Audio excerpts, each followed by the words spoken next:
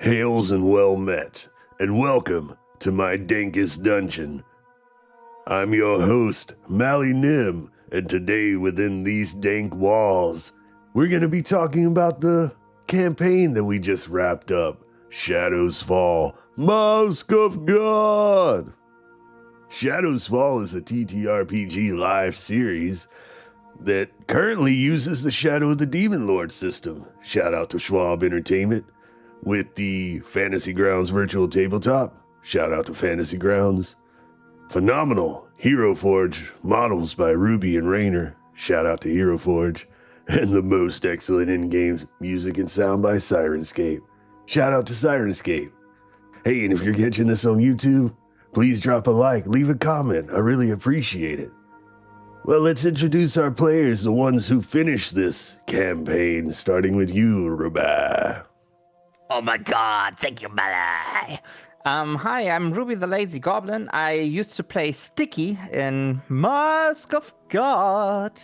And, yeah, over the course of January, I didn't really stream much, but I can tell already, I did so much fucking stuff for the next campaign. It's gonna be fucking awesome, and I'm excited, but we're not here to talk about that. We are here to talk about the fucking awesome campaign that we had. So let me give it to the next one that is next to me or something. Hi, I'm Zexy Grainer. I play Lethe. Yeah, and I played Lethe. It was fun. It was fun playing Lethe, being invited to play this. Simple. Shut up, sir. I'm simple. I played Gioconda. I played Gioconda. Fuck, I can't remember the name. GiGi. You can't even pronounce it. Ha ha ha. Gioconda. Some shit like that it was. Fuck you. Yeah. Cool. Poggers. Moggers. Gioacchino or something like that. Gioconda. I've always just pronounced it gnocchi in my mind because food.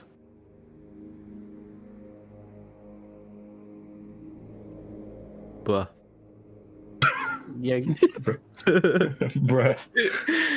And Eena. There you go. You've just introduced me there. Now I don't need to do it because you've said my name. It's all fine. Hi, I'm Twigsy Gobbo, and I played Eena, the lovely Chaos Goblin that everyone in the party loved, adored, and cherished very highly, and, you know, kept very close within hugging distance whenever was needed. Very funny.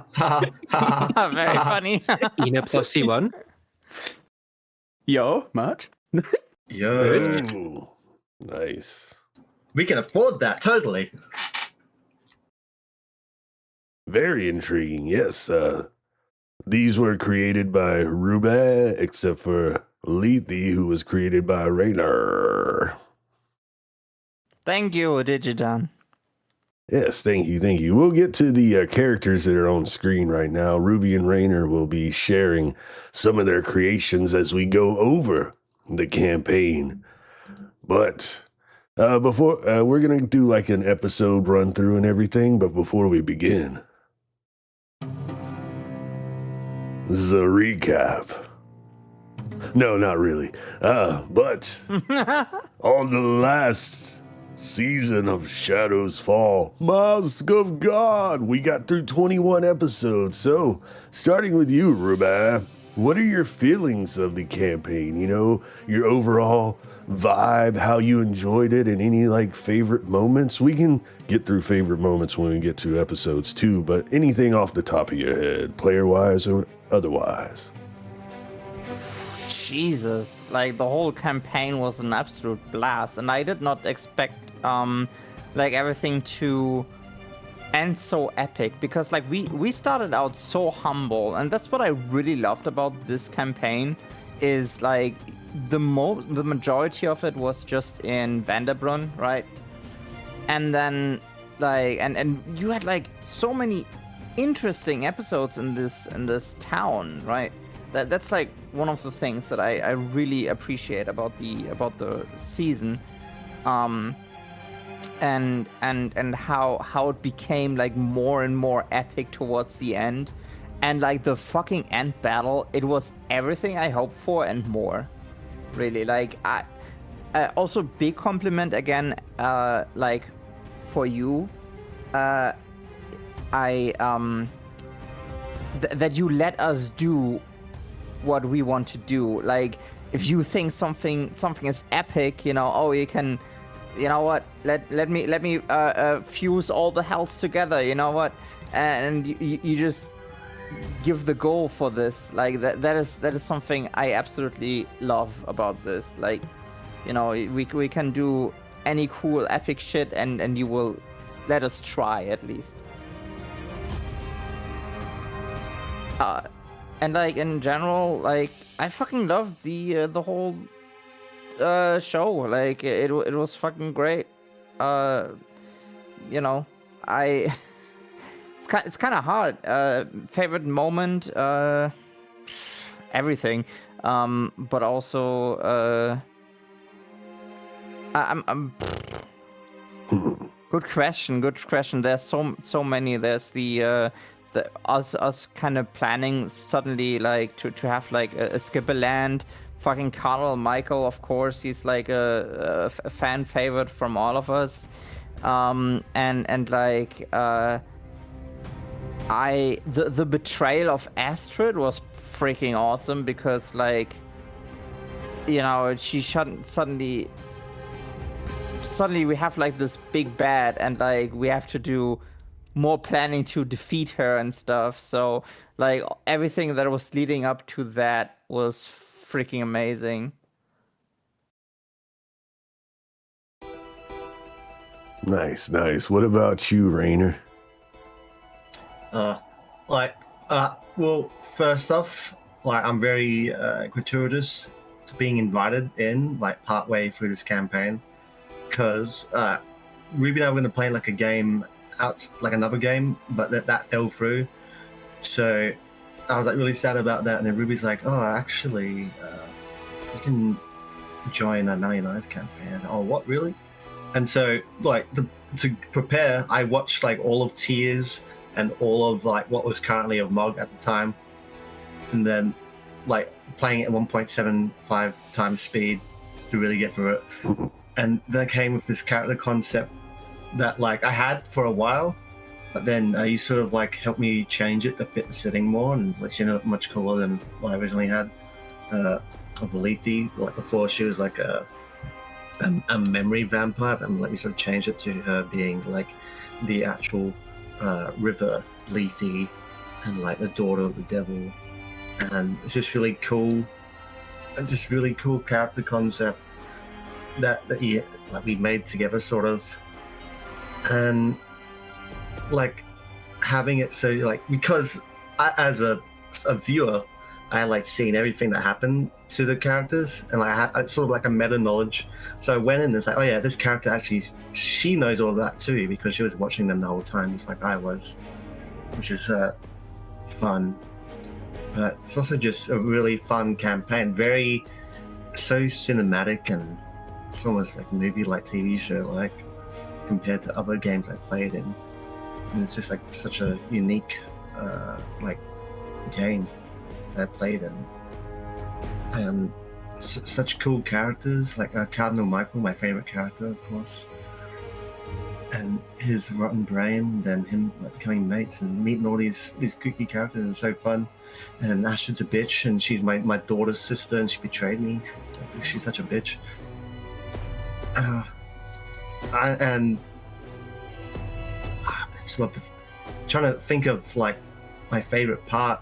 It's difficult because I just enjoyed playing like the whole time, but I really enjoyed the final battle, like making use of her memory eating ability to like really weaken the boss, and also that scene earlier where we were infiltrating into the manor. I was like, oh, I get to use that. So I felt like I really she was really actualized as a character, which is nice. Because sometimes you make a character and they have abilities you want to use, and you never get to use them. So it's nice for her to be really actualized. Nice. And yeah, that's what I can think of at the moment. Yeah, no worries. Like I said, we'll go through the episodes. Maybe I should have saved this segment for the end, but oh well, we already started.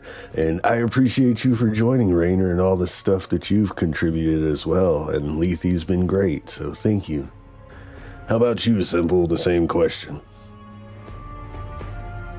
It was alright. I'm joking. It's fun. It was good, you know? I don't know. I don't really have much thoughts on it. I don't remember anything. It was odd. I like a fever dream. It was all a fever dream. It was all a dream. It was, I don't know. I remember some parts but the last half I just was a fever dream. My favorite part, I think, it's probably the boss fight, the big boss fight in the end. You know, that was pretty fucking sick. Yeah, that's okay. Nice. I think it was cool. Nice. Cool. So I'm being humbled. I don't know. You got anything, Twixie? Okay, so I freaking love this campaign. I love this character that I am playing, but there is one standout feature of this entire campaign that I think everyone knows here is my favorite, and whatever the fuck you put in my drink whenever Michael was on screen, I swear to God, I don't know what it was, because when you first introduced him, I hated him. I absolutely fucking hated him so much. And you just turned him into, like, this absolutely amazing character that was just the best comedy relief you could have in anything. And any time he was on screen has just been burnt into my memory. My favorite one being the personal hell scene where he is speaking to all the departed, and he fucking gets a D's nuts joke out. Oh my god, yes. Yeah. Ligma balls. Adam. Okay, let's continue. That was, I think that's the part that stood out the most to me, just because of that. Nice. Oh my gosh. I mean, the amount of people that we kind of got for our side was really cool. Like how like a lot of NPCs kind of started out as like bad guys. Like I'm thinking Licky. I'm thinking Cuddle Michael. I'm thinking Kazada. You know, who is a little bit underutilized, but like I fucking love her. Her evolution as well, even though it was like one more in the background, you know, like and like even the one the devil dude, what was his name? No, yeah, Abaddon. We got Abaddon. Yes, no, I mean, but like the one that wanted to kill me. Oh yeah, Marduk. Yes. Like so cool. I love the whole like how we got more allies over time. Heck yeah. Well, let's take this opportunity to start going through these episodes and whatnot. As insofar as so we had the first half of the season, and then we were gonna lose a player, and we needed a little break, and we had MoG Talk, the first one. And it was honestly like at the perfect time. It was right after episode 11, after all the player characters, like their personal backstories and personal goals and stuff was recognized, and we got a nice little bow tie at the end of that little arc. And then it was the perfect timing to start up the next arc, which was leading into the end game. So we have 3 pretty good episodes of, the travel and stuff, starting with the Second Coming, which we see Astrid here, which Raynor created. So, in the Demon Lord lore, the new god was preached by the revelations given by Astrid. And it has some, lore that kind of ties with like real world lore inspired by. And in one of the supplements, it was like, yeah, there's possibly a second coming of Astrid. People, preach that. I'm like, oh, that's cool. I want to add that in. So I thought that would be the perfect segue to start getting into the end game. So, hey, welcome in, Deli.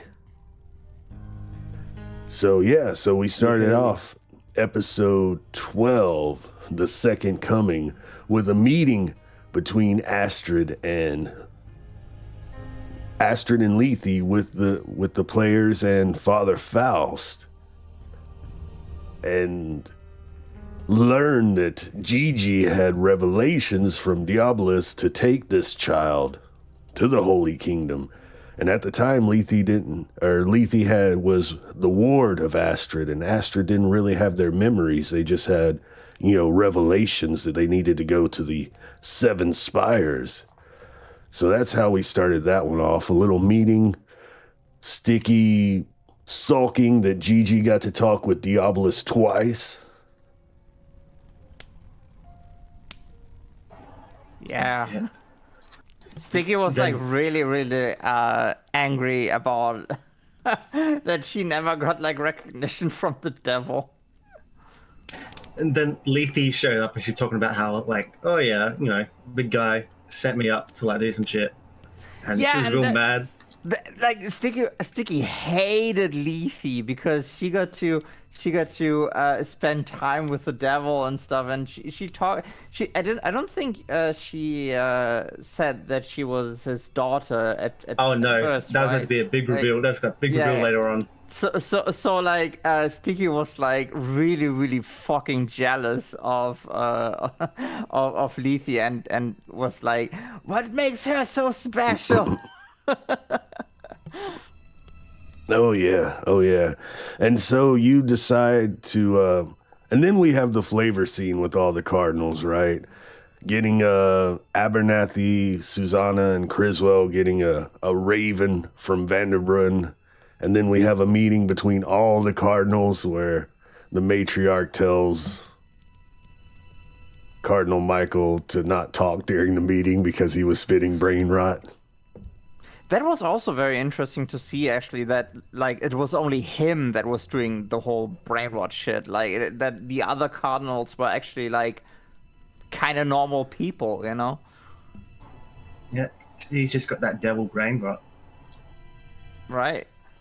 And that was definitely a learning experience. See, during the meetings, right, I'm showing off the models on screen, showing off all the cardinals, and then I have to resize all the cardinals and everything. Learning experience, because when I was showing the models, right, I'm like, I need to show the full model. You put all this work in, we need to see the feetsies and the legs, but now I think I would be better prepared and just be like, okay, just a waist up shot, have all the models ready so I can put them on screen instead of trying to show every piece of the model and then, flip it around. So that was a learning experience for me in model sharing.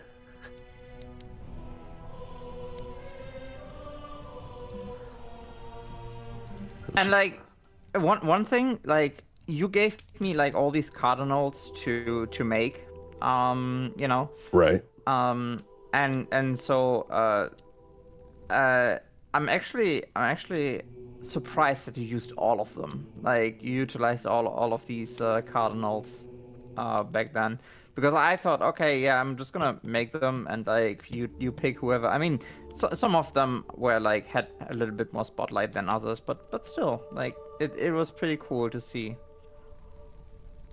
Yeah, and like you had us both making them, but Ruby just ended up making all of them. And so yeah. I just had the matriarch. Thing is, like, I'm just so full of myself that I have to do everything. Exactly. You're just so full of yourself. That's a word for it. And what Raynor's showing here is the matriarch, lore accurate matriarch, you know, wearing humble clothes and whatnot. This is when I actually started deciding, hey, I'm going to start, you know, molding the lore in my own image, in what I want to portray. So I was like, okay, that's a cool matriarch. But there's also a queen in the holy city. Let's get rid of the queen. I don't need another NPC. We already got 7 freaking cardinals. So I was like, so the matriarch takes over the queenhood, right? So I was like, sent Raynor, okay, great, but can you make her like in a regal dress? And that's what Raynor sent. So the Holy Queen matriarch. So she's not only just the matriarch of the religion, she's also the, you know, queen of the Holy Kingdom. You found a Martian on Twitch. Ah, welcome in, Lost Medic. Not a Martian, but I mean, goblins do come from space, right? Goblin Island. Ooh, right there. Well, I wanted to show one of the Cardinals designs that were scrapped, actually, but I cannot find it right now. I think I might have scrapped it completely. Oh, no. But it was, so the Cardinal Rosecrans that we had, right? This guy was showing up. First off, I modeled him after the dictator from North Korea. Because he has like such an unlikable face. And Mally was like, "Oh, can you give me like a transformed version?" I don't know. I don't remember what your exact words were, but like a transformed version. And I came up with like some kind of like devil form, and we totally did not vibe with it. And like that was like for me a learning experience that. And it was also good that you said that, because Mally usually, like when I give Mally a design, it's usually perfect. Like usually Mally just rings it through and says like wonderful, wonderful. And that was the first design he ever declined, like the one that I'm not showing right now. And I have to say, I was a little bit bummed out about that. Like I didn't want to say it, but I was like, oh. And then I had like a little bit of a low and like didn't know, oh, maybe my models are bad or whatever. But it was actually very, very good because it showed me that you care a lot about your world and everything, and that you have the backbone to say no to something that I did, and that was great, and I appreciate that. Hey, no problem. I'm trying my best, but yeah, thank you for all 7 cardinals, and thank you for the matriarch. So yeah, we're still in the second coming. We have a flavor scene. I take a bunch of time. I'll try not to make such long and many NPC flavor scenes in the future, but after that, we go with the idea that you don't know that there's an Astrid airship coming, right? The Cardinals are able to assuade the matriarch to hold off on the Holy War, marching to K. Chris, send Cardinal Michael to, you know, gather the party, and then I have a silent flavor scene where it's like, yeah, go send Michael, that's fine. Put the boots to a medium style. And then we switch to you all back at Vanderbrunn without the knowledge that there's an airship coming. I'm like, so how are you going to prepare for a trip? And then we go around, you know, everyone meeting with their friends and allies and stuff. And this is where Sticky's like, oh, we should take Edgar. I was like, oh, we're taking Edgar. Okay.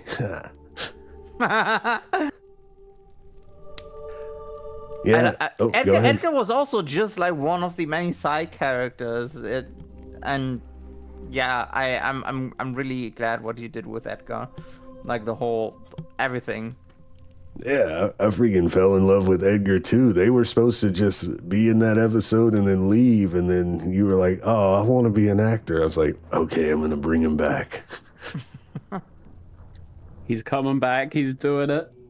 Yeah, and so yeah, you prepare to travel to the Holy Kingdom. Ruby's all wanting to, do a long travel, and then an airship shows up with Cardinal Michael.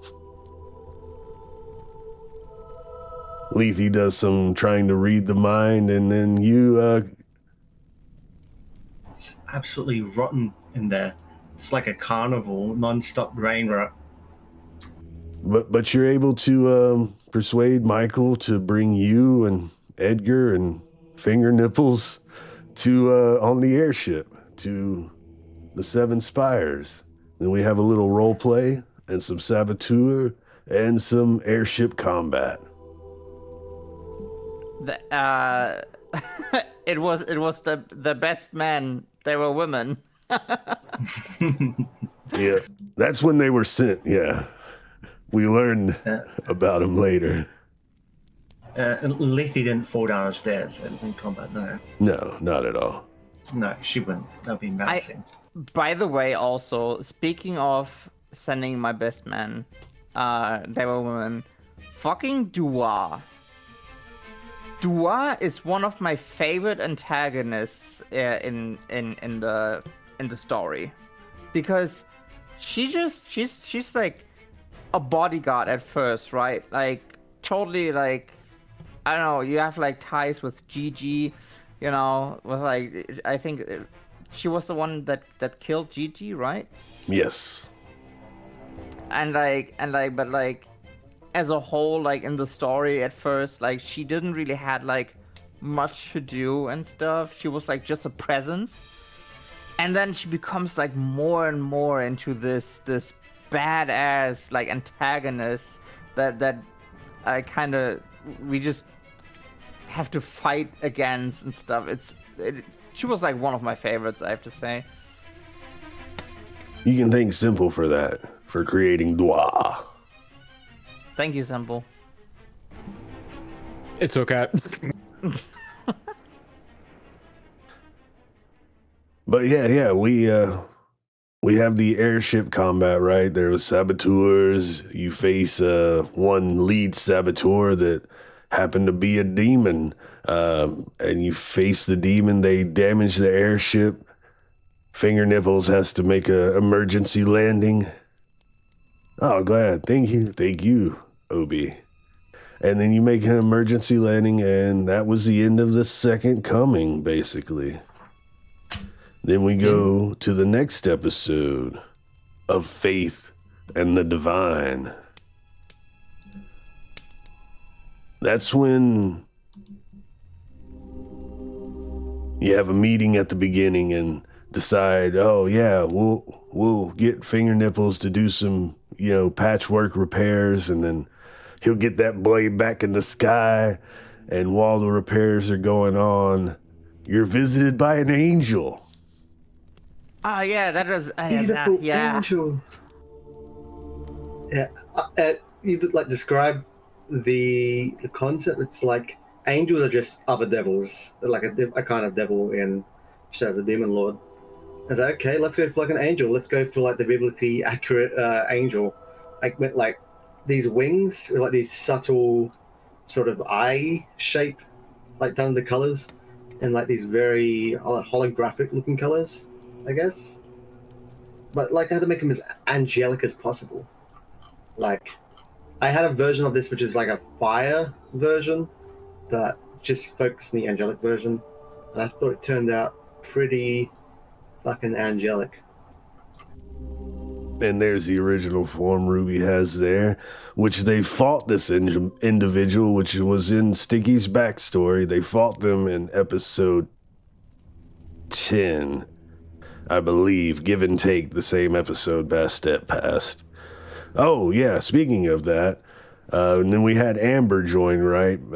Faye played Amber, and I completely ignored a new player, a new character joining right in episode 12, and then episode 13 I start with a flavor scene being like Amber returning from a quest and be like, well, I was just wanting to tell him that I was going to go home, but I'm going to go back to my hamlet and protect Ruin. And yeah, so That was my way of addressing that we lost a player. But then we have this. Oh, go ahead. Yeah, I mean, like, it was a way. I thought it was like fine. Like at least she had like, you know, like where she had like a little bit of a scene. I mean I really wanted her to have like one like final scene, and like Emma was cool as a concept, but like I felt like she never really like got into the group because she was more of a hero and we are like antagonists, well, we are like bad guys, you know. Yeah. Did she even know you were devil worshippers? I couldn't remember. I don't think she did. Maybe. I don't think she ever learned at that time. Yeah. But yeah, it's fine. Yeah, that's how I handled it. It was a nice little send off with a little role playing with myself. But yeah, we introduced Marduk. The reason I brought Marduk back and as an angel, you know, even though you killed him, and devils, when you kill them, they die. I was like, in the last MoG talk or whatever, you were like, oh, it's too bad, you know, he was one and done. It's too bad, you know. I was like, man, how can I bring him back? I was like, oh, how about he didn't die? He was saved at the last minute by Diabolus. And then we learned that he has a minion punch card that he's trying to do a bunch of work for Diabolus to get his place back in hell. Again, the depiction of like how you depict the hell in your game is fucking genius. I absolutely love it. It wasn't in Tears, was it already like that? But like in MoG, we really got to explore what it means to live in hell. Oh yeah, and that was my and this was your all first meeting with the big D, right? So I think yeah. Yeah, Marduk distracts Cardinal Michael, and then you all get like a communion with the devil, and this is where he finally gets to reveal that it was him, Diabolus, that created the new god religion. I mean, I did not make this model. That was Rainer, but I'm just gonna pull it up anyway, so we can have like both models up. And like, look at this cool fucking model. I know. Haven't got a good turnaround. Looks great. And what did you say about the pose, Rainer? You said that he was meant to be like a friendly boss, so I made him like a friendly. You said you described him as like very friendly and like a nice boss. So that's what I did for him. Friendly. Like, cool guy. Cool boss. Thumbs up. Nice. He's a cool guy. So what else? It's like I'm thinking. Oh, go ahead. What? It's like a statue of Jesus or something doing the pose from some movie. Yeah, it is. What movie is it? Dogma? Dogma, yes. That's it. Yeah. Dogma. And Cardinal Michael has the same like pose, that, yeah. by the way. I didn't know that at the time. I was just like, yeah, I did like the Jesus Dogma pose. That's even funnier, actually.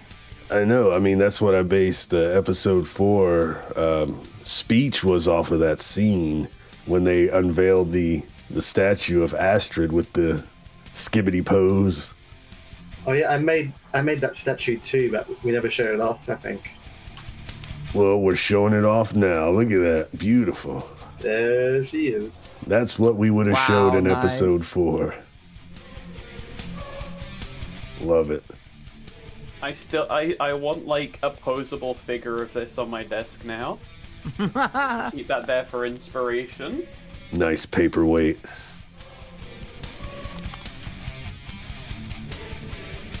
Heck yeah. Let's see. Not much. You're able, after the little meeting and stuff, we do have repairs, and then you travel. There's a few role play scenes of everybody doing their own thing. This was a fun scene of you, Sticky, questioning your devotion. Yeah, that was before we met the devil. True. That's true. And then like once we are there at in hell, and he actually like talks to me and stuff and says that how much of a big fan he is. Like Sticky was like, yeah, that sealed it. Like finally, like her prayers has been answered, basically. But yeah, it was a fun prayer, because I also mentioned like should I kill Edgar. Edgar. Yeah, right. Yeah. That was like, deep. It was fun. Like Sticky was like a surprising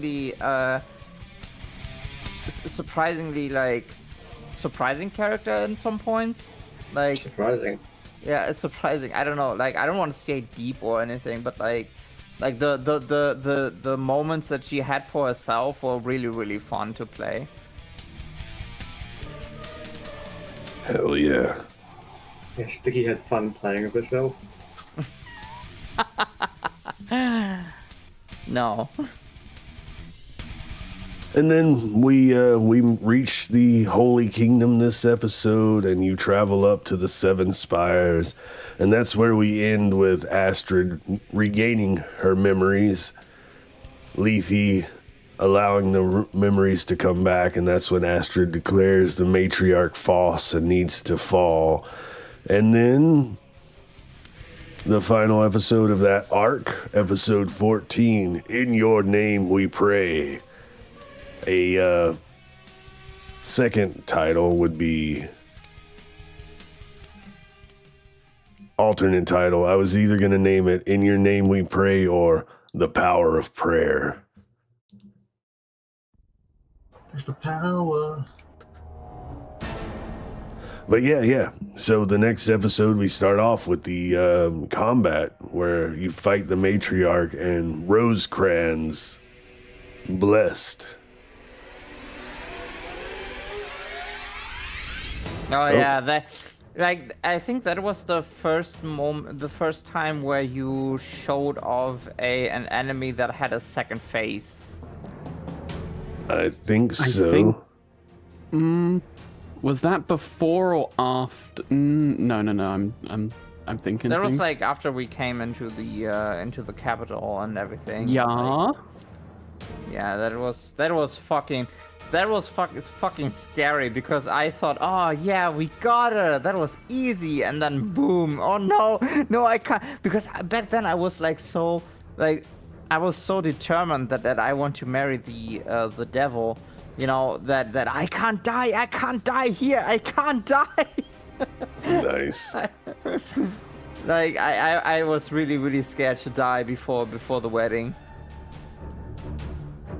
And I tried some new things with this combat, because there was a lot of cardinals, there were people praying, there were you all, so I was just like, hey, we'll do slow turns. Yeah, both of these models were before kit bashing. The matriarch and the matriarch, the demon form of the matriarch, which I dubbed Depravity of Greed. I think most of the MoG models were before kit bashing, because kit bashing came out like very, very late, and like it was, I don't know, because like I had kit bashing for a time, but I couldn't use it for anything to show. But like officially, I think we did we end up using some kit bashing? I think you did for Lethe, right? For the last. Yeah, the last pre-kit bashing model was like the Goblin King, and then everything after that I'm pretty sure was kit bashed. Yeah. And then of course for the reactives here that you see right now, that's like when I got to also use kit bashing. So basically, we got kit bashing like at the very end of MoG. Which shows how phenomenal the models are up until kit bashing. What? Yeah, he kept describing her hair as a wing. I was like, okay, It's beautiful. it's actually her hair, and then he kept Very saying wing. cool. Yeah. GiGi, in this episode, you during the fight, you were like, "Kid Astrid, do something," and that's when I had, okay, let's have Astrid summon Marduk, and Marduk joined the fight. I remember that. He saved us. He saved us. Got his last punch card and sacrificed himself to protect you. As you finish the matriarch in the first round, or in the second form, the mask falls, right? Or was it the first round? One of the two. And you had already taken your turn, Sticky, and nobody else who had a turn grabbed the mask, so I just had Astrid pick it up. It could have been all over there. Like, if we just grabbed the mask, like, it could have been all over, but, like, then we wouldn't have, like, this amazing antagonist fucking ass. I am wondering, how much did you prepare much in case, like, any of us were just gonna suddenly, like, pick it up and use it? So, spoiler alert, not really. I had mental ideas of what could have happened, but I didn't have anything like written down in stone. But yeah, I was going to like tell you basically what happened at the end when you picked it up, right, Sticky, at the very end. It was going to be like that. You know, there's enough left for one miracle, but then, you know, but otherwise I was like, dang, if Eena picks it up, maybe this could be the end of the campaign and the world. Yeah. And Yes, finally, the mask is I just puts on the mask, just everything just explodes in one go. Just there we go, campaign done. That would have been such a shitty ending. We wouldn't have gotten like Abaddon. We wouldn't have gotten like the epic end battle with Astrid. We wouldn't have gotten like all these very awesome moments. I'm glad the campaign didn't end it, because I think the finale is so fucking worth it. same. And like I mean like everything that happens after Astrid picks up the mask is like that is like holy shit. Like the campaign totally went full 180, and like we had like a full different campaign there in a good way. 100%. And what's fun about the mask too, I probably read it right near the beginning of prepping for MoG when I read the Kingdom of God, read about the which is a Demon Lord supplement about the Holy Kingdom. I was reading that, read about all the cardinals, and then, you know, read about the matriarch wearing a mask. I don't know if that like was in the back of my mind or what, because when I sent you ideas for the subtitle, right, I was like the Devil's Cult, Cult of Diabolus, blah blah blah, and then at the very end I was like, oh, Mask of God, because you're masquerading as new god cultists, but you're devil worshippers. So when we got to this point, I'm like, oh, the matriarch wears a mask. The Mask of God. Let's create an artifact. It just fell together so good.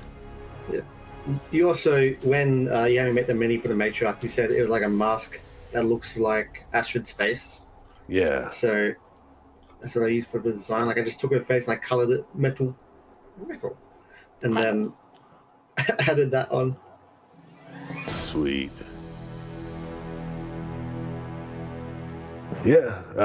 Yeah. And then at the end of the fight, right? You all. Where am I going with?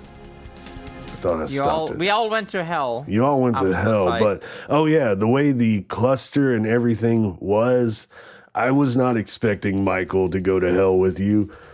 I was. Oh yeah. And I kind of was expecting. And we left Edgar. Yeah, you left Edgar, and as soon as you said that at the end of the episode, we left Edgar. I was like, oh crap, y'all left Edgar.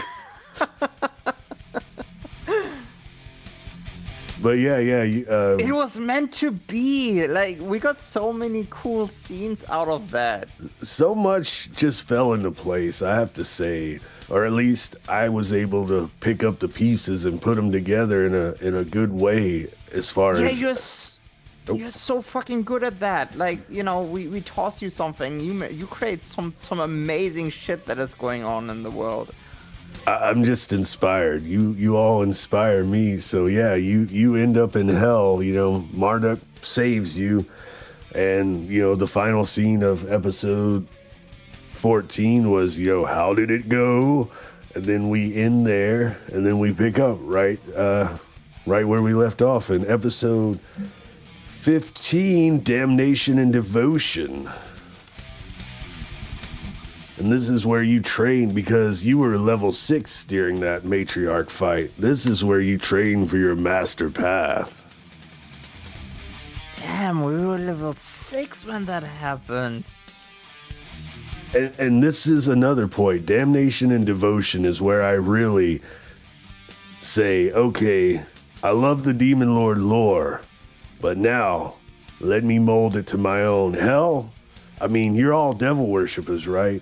When we started this off, it was like, okay, you're devil worshippers trying to infiltrate the new cult, the cult of the new god, you know, but you're devil worshippers. You worship the devil, and hell's a bad place. But why would you want to worship the devil and go to hell if hell's a bad place? Okay, well, let me take hell and let me build it the way I want to, inspired by, like, the television show Ugly Americans, which I haven't watched in forever, but just the memory of it. Little Nicky, which I haven't watched in forever, the memory of it. Let's make hell like a workforce and make, you know, their jobs to be torturing these souls, but let's make it a good place for y'all. And that's where I came up with this like personal paradise where you're in hell. You can just use your mind and go to your own little pocket dimension of hell. And you all arrive and you're like, where's Kazada and Michael? And then that's where I have the scene where, you know, Kazada's like at a long table, like a Valhalla like version of hell for Kazada, right? Describe that. Give her a little scene of that, and then we have the scene of Michael in like a Santa's workshop getting a gift from Skibagif. And that's how I introduce the personal hells. That fucking music. Right. Mm-hmm. And so I thought Mind that would be fun for you all to like just describe or make up your own personal hells and put you all on the spot to do that. I loved our personal hell. I mean, GiGi, Simple or Twixie, please pipe in anytime. I know the three of us have been talking a lot. Please.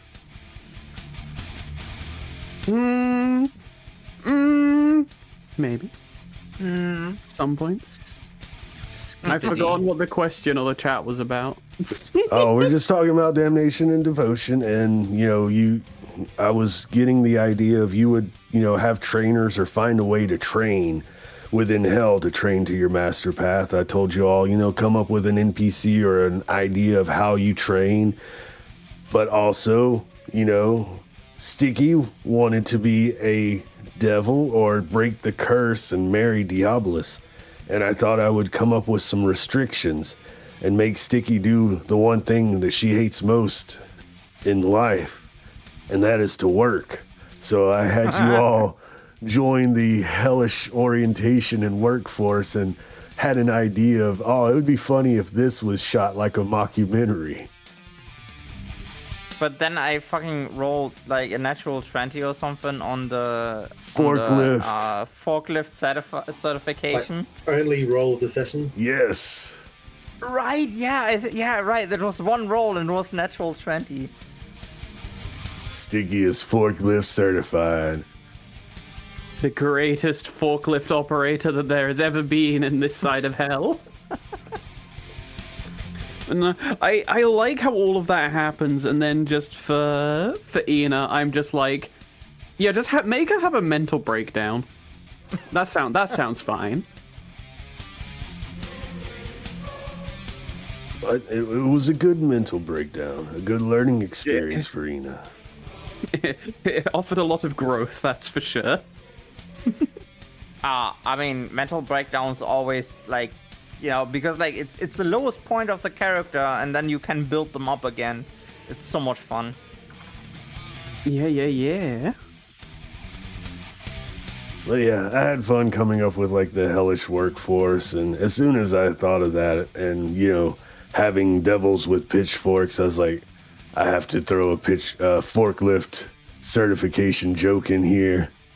Little behind the scenes here. I mean, we all remember this devil, maybe, hopefully, the one that showed us everything and stuff.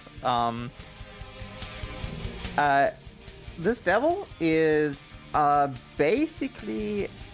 I took the model from the devil from Tears that we had back then, or like, was it a Fae? No, it was a devil. Yeah. It was a devil. Oh yeah, okay. that guy. So, yeah, that you found in the box. The Fae that we found in the box. So wait, like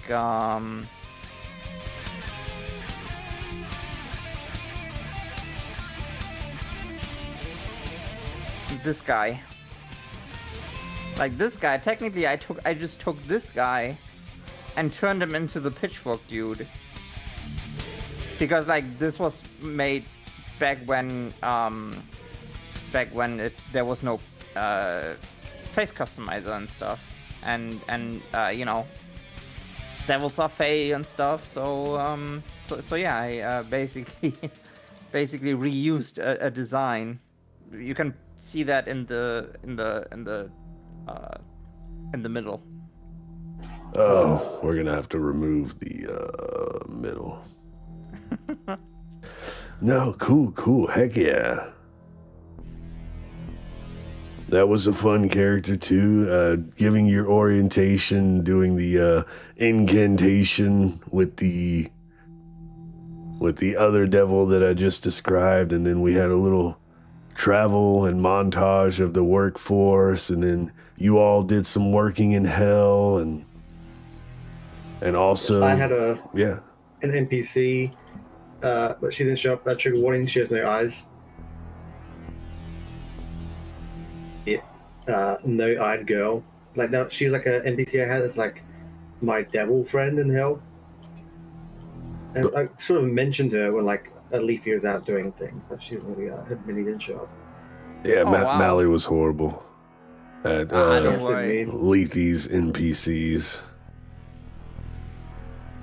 Yeah, I mean, speaking of NPCs that never seen the light, did you know, guys? Sticky had more people in the brothel than just Maggie and Goldtooth, and who else was there? Who else did we actually use? I think that was actually it from the I brothel think that was we it, used. and then Licky, but like Sticky had like a bunch of people in the brothel working. I can show them off now, I think. Because I also had one like Earth backstory character who never showed up because it wasn't really a spot to put him in because we went straight into like world-ending story. Oh, that's a cool one.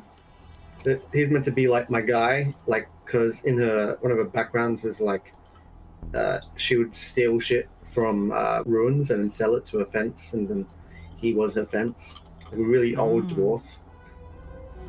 So, this one would have been a clockwork sex worker in the brothel, and basically, yeah, kind of was really very happy with the design because of the colors and everything.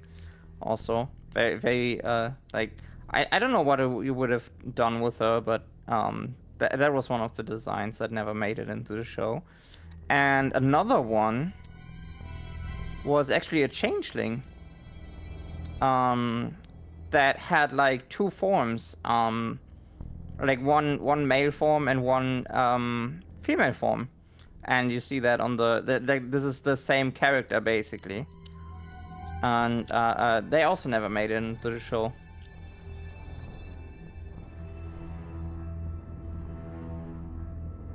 Sex works according to that one article.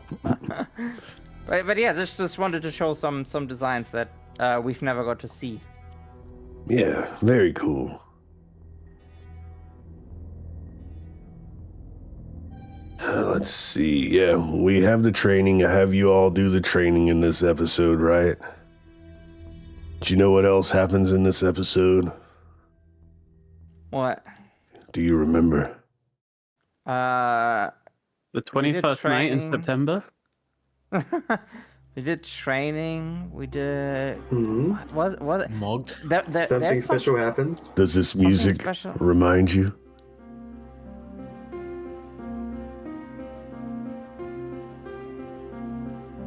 Is it? Oh, is this where we see what happened to Edgar? Oh, yeah, let me remember about that. But no, this is... Oh wait, no. This is where is this where I get like the proposal? Yes. Yeah. Yes. Oh, what a foreshadowing, right? Right. But yeah, this is the episode where the devil actually proposes to you. Oh my god. Sticky was so happy back then. Oh. Trying to remember what else happened. If it happened afterwards. Yeah, go ahead. But yeah, if it happened in that episode or maybe in the next one, King Edgar. Yeah.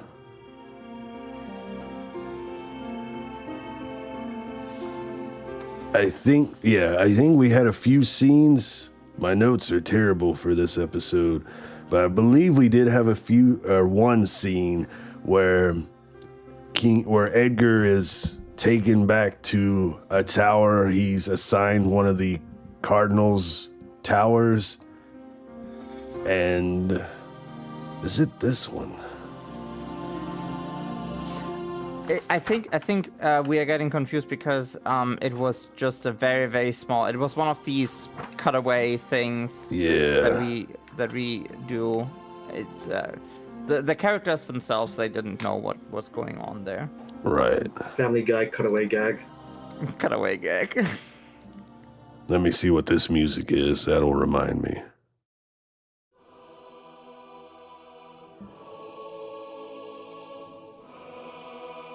Okay, at the end of this episode, I believe this is when it happens. At the end of this episode is when we end in the throne room, right? Edgar's dressed up as the king.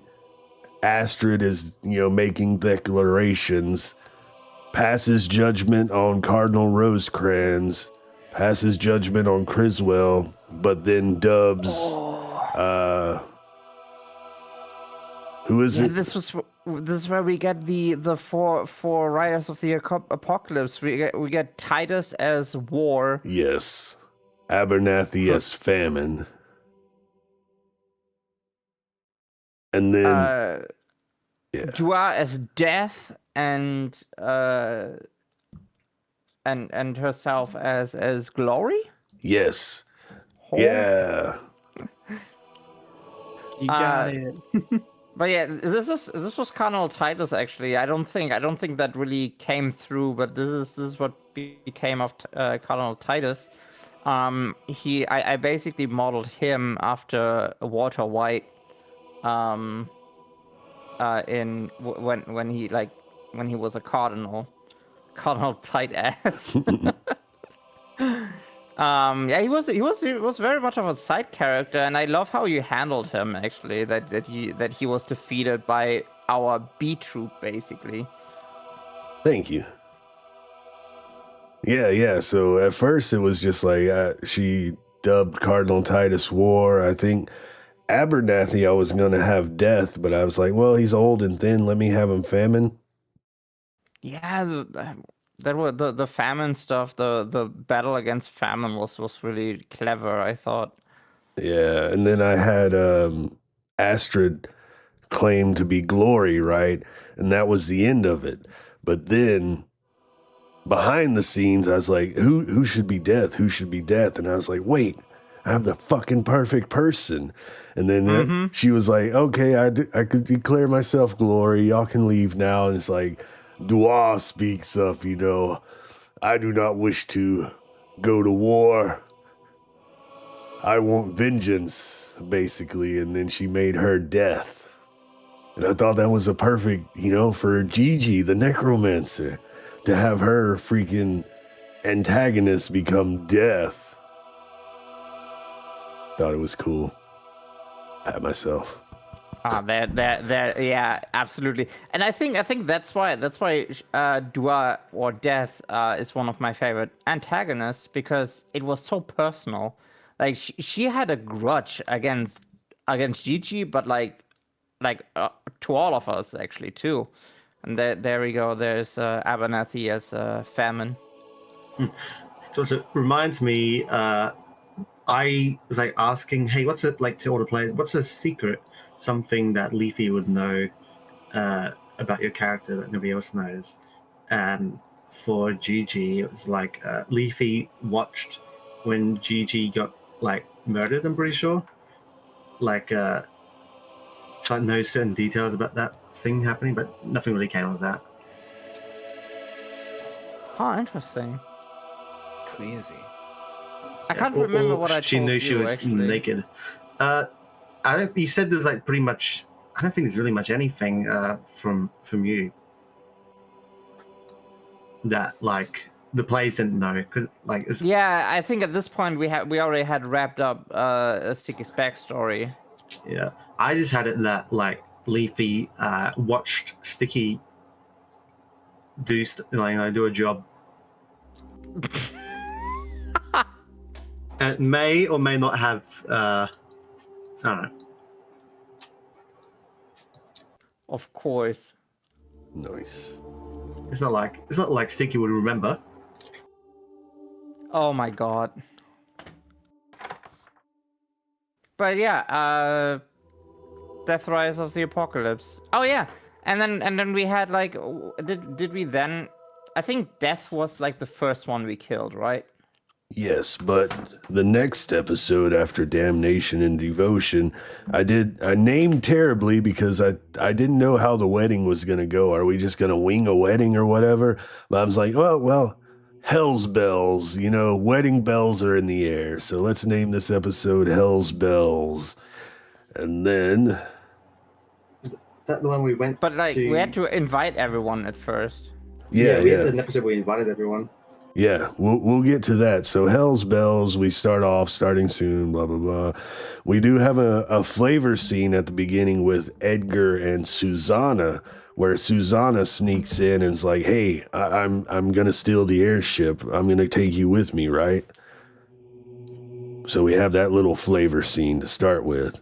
And then we go into the episode where I have you end your training and, give me a scene, and then that's where we get your, I believe this is where we get your cool intro music for the training. Yeah, this one.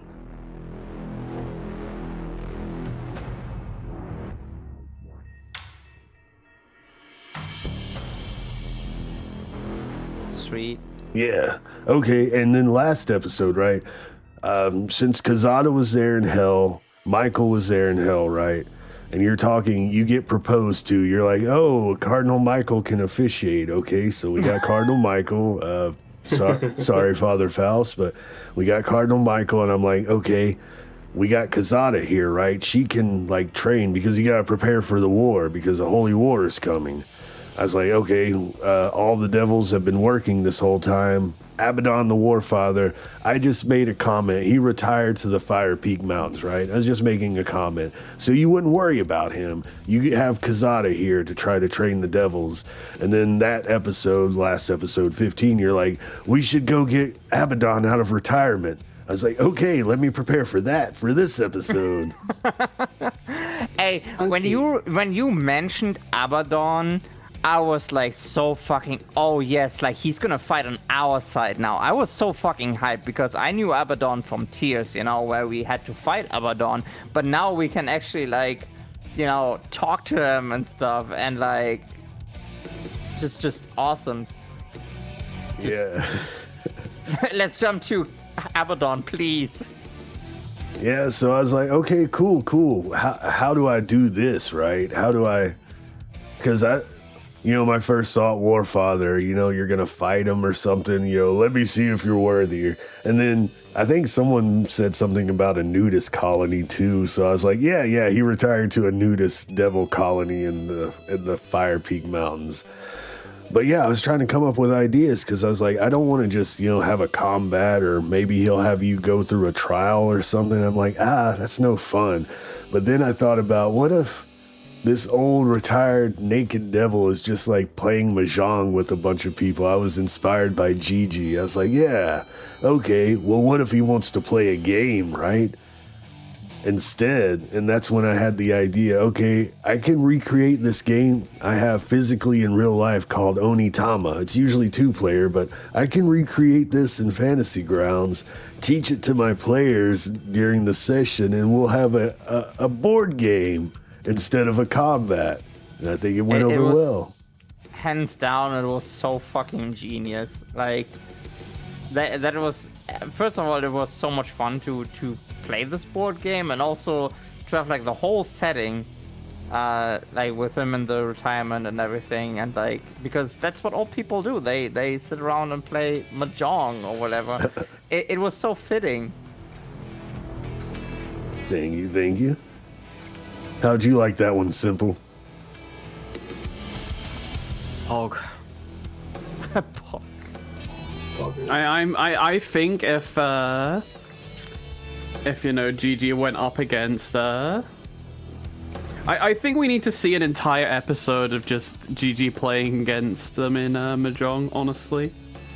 Oh my god, we need mahjong. more shit like that. Mm-hmm.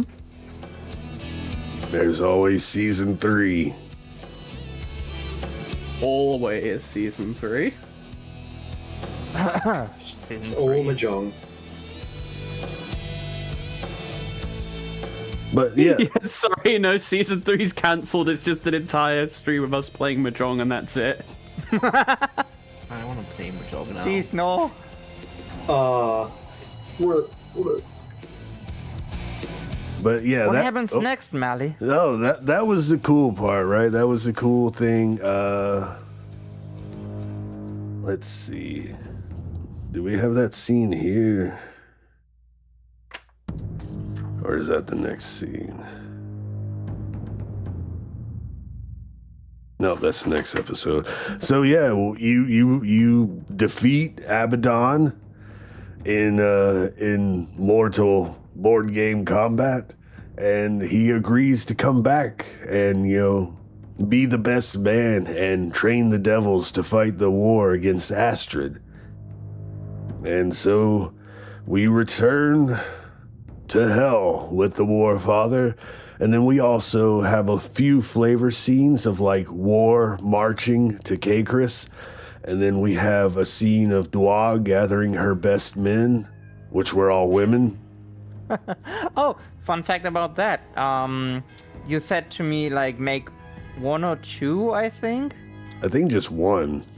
Just one, yeah. And I ended up making 4 different ones because I thought, you know what, they're kind of special. But we only ended up using two versions of them, but it was still 4. But let me show all the. Wait till next episode. Oh, it's the next episode. Okay. Yeah, we're still in the end of episode 16. We have the 2 flavor scenes with War and Death, and then Death is heading to the airship, right?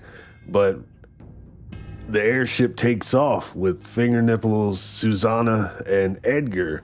And then we have the final flavor scene at the end where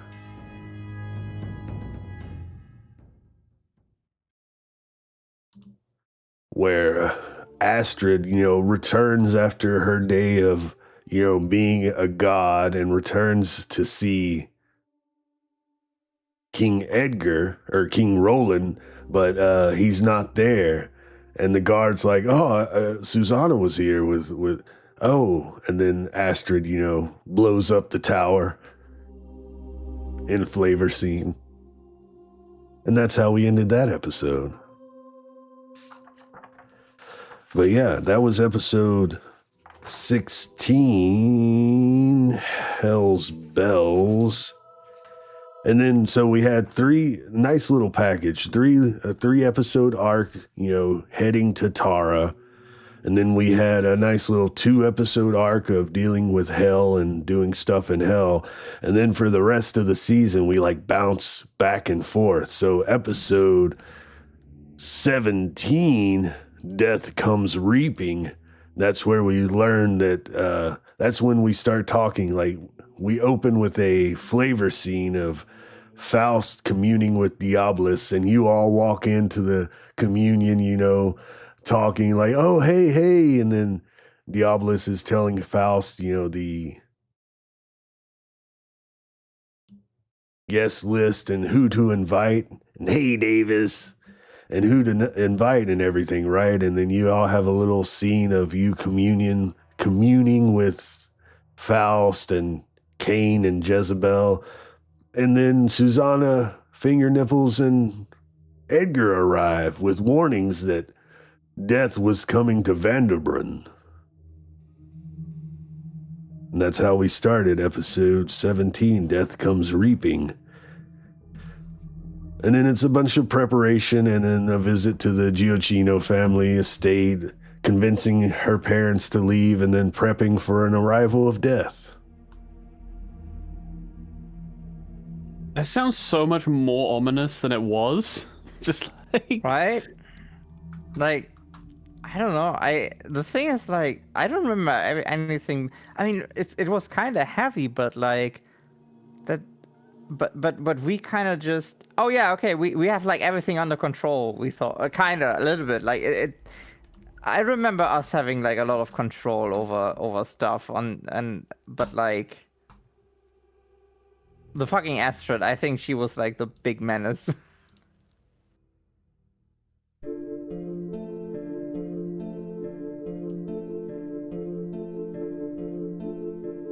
I like this music for the Gioacchino family. That family went through so much shit. I know, all because of their bad apple daughter. They deserve the witch. But yeah, that was fun. And then we had a sidetrack where everyone was trying to talk like a Gioacchino family. Yes. I had to corral the cats here. But I can't believe we had a full Italian episode of. Oh God. God. But yeah, I do kind of feel it kind of feels like, things are rushed and everything, but also it feels like everything fell in place perfectly for a television show or something. Yeah, Dwa combat and stuff. It's one episode, you fight her, you kill her. But I think as far as structure, I think it was pretty dang good. I think so too. Now when you look at it in retrospect, maybe it sounds because the first half of the show was very slow paced, because I don't think in comparison not much happens there. I mean, stuff happens, but in the second half it goes it goes to shit so super fast. But it makes sense because we suddenly have this big powerful god called Astrid, who gives people power, and the more power is she has, she gets more power of that and stuff, and so we have to move fast and stuff. I think it had a good pacing at the end, actually, because it was a build up to the finale, I think. Thank you. All Brotnar. All Brotnar. Al Brodner.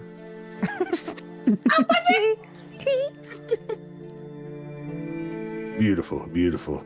Yeah, but that was the bulk of that episode, right? Just preparing and then going to battle. There was a little bit, a scene that Twixie said was her favorite. So before you left, right? Diabolus was like, "Don't worry, don't worry. We'll worry about the war planning. Kazada's taking care of that. Her and Abaddon are like going door to door, you know, drafting the devils, and Cardinal Michael got wind of some of the ideas you had, Sticky, and so they are working on stuff too." And then we have a little scene with Cardinal Michael and some damn souls, and we just read, "'Twas the night before Skip Givings," and yeah, that scene there. I thought you had it written down and wouldn't. But you can recite it. I have it memorized. "'Twas the night before Skip Givings, the tale of a Sigma, an individual blessed with the power of Ligma." What's Ligma? Ligma balls. Got him. Okay, let's continue.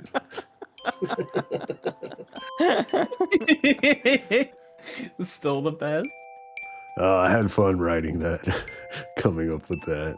But yeah, that scene was there, and then you fought death, defeated death, and left the Gioacchino family home burned to the ground. Fire. Yeah, burning and to the I had like ground. I had Dua's best. I'm gonna show the ones that we actually used in the show, and then I'm Yes. going to show the ones that didn't end up being used. But like so we had like one like two fighters that were close quarter, like with chains as weapons, because I thought like oh, chains look super nasty, like on a warrior. Like I don't know, it makes them kind of scary looking because it's such an unusual weapon other than a sword and stuff. So yeah, like that was like the first design. Saying Ligma balls in Michael's voice has a very particular feeling to it that I can't describe, but it sure is a feeling that exists. Same. Then the next Dua's best was that was one that we didn't use, but like that was the second fighter. I thought like some kind of like agility fighter. I thought I wanted to kind of go like to the whole spectrum like of like strength, agility, wisdom, and intelligence. So like we had like our agility fighter that we didn't use with two swords. Then the other one, oh wait, no, that would also be agility fighter, I guess, with the ranger. Oh yeah, because ranger wisdom. That's what I thought. So I think this one is one we use, the crossbow one. I believe, yeah. Because we wanted a ranged option, or like Mally wanted a ranged option, and then the wizard do us best, which I think is one of my favorites actually. This one and the one with the chain are my favorites probably. Very cool, very cool. But yeah, I think for simplicity sake, I think you ended up just using two of them, so you have like a ranged and a close quarter.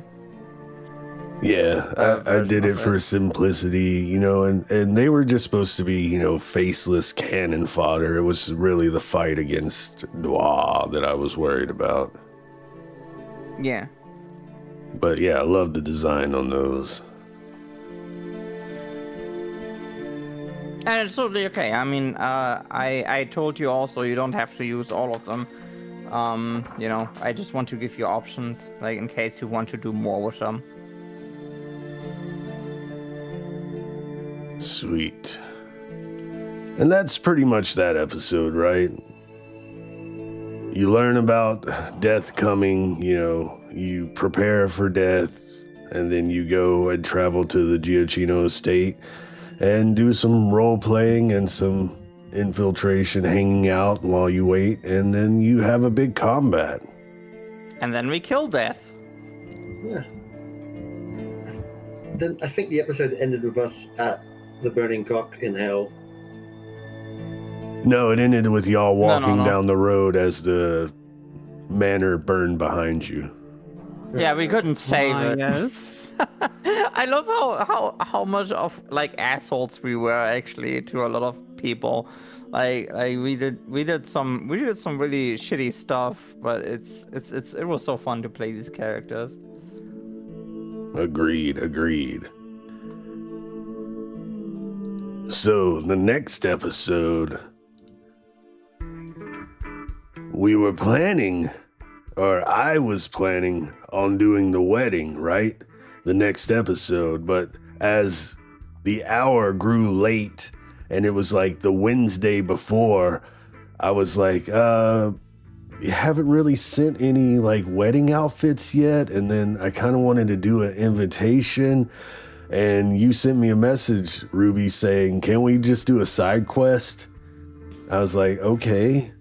And then I was like, started brainstorming, and I came up with a great idea. And then you started sending me these models. I'm like, no, slow down. Don't worry about it. I'm pivoting. I've got a great idea for the next episode. All right, yeah, I sent you the whole like wedding models already, but like then you were like, no, I have an idea. We are going to do another episode. What was that? What did we end up doing? I can't remember right now. Well, that's a most excellent question. I'm so glad you asked. Since you are having a wedding and you have invites sent out, I figured, it's a goblin losing their goblinhood. Oh, fuck, yes, that was genius, right? I remember that. I was like, let's invite the Queen of the Fae and the Goblin King to the wedding. So that was the next episode, Unbidden and Uncursed. So we end up seeing Embrace of Dusk again. Yes. Which Eena couldn't remember. And I was like, what, Eena? That was like the person that tried to help you and stuff, but you could not remember. I don't think we'd seen her in like a long time though. Yeah, it was like oof, like along the way, like somewhere, I don't know, what episode was it that we saw Embrace of Dusk the first time? I think we saw was Heroes of Vanderbrunn, like episode 10. And this is episode 18. Damn. Yes, that was like a 4 month nearly. Yeah. Damn. But yeah, I came up with this little side quest, I was like, yeah, that sounds cool. And I was like, I always wanted to use like the Goblin King, but I was thinking, this needs like, if you were to like travel in the maze of the Goblin King, you probably need a whole episode to that, right? Or a whole campaign. And then same for like traveling through Alfheim. I was like, you know what? It's my show. We're just going to have, scenes getting you there and stuff. As long as you agreed and you were like, yeah, we'll deliver them. And you decide, I was like, surely they're going to go to Titania first, then the Goblin King. And you were like, maybe we should go to the Goblin King first. I was like, okay, got to prepare for that mentally and stuff. But then you decided, yeah, we should do Titania first out of respect. So I was like, okay, gave you some random directions, and you meet up with Embrace of Dusk to guide you through Alfheim to Titania's court. And I love this music and these sound effects I used for the travel through Dusk's personal Alfheim. And the descriptions, that was fun. And then you meet with Titania.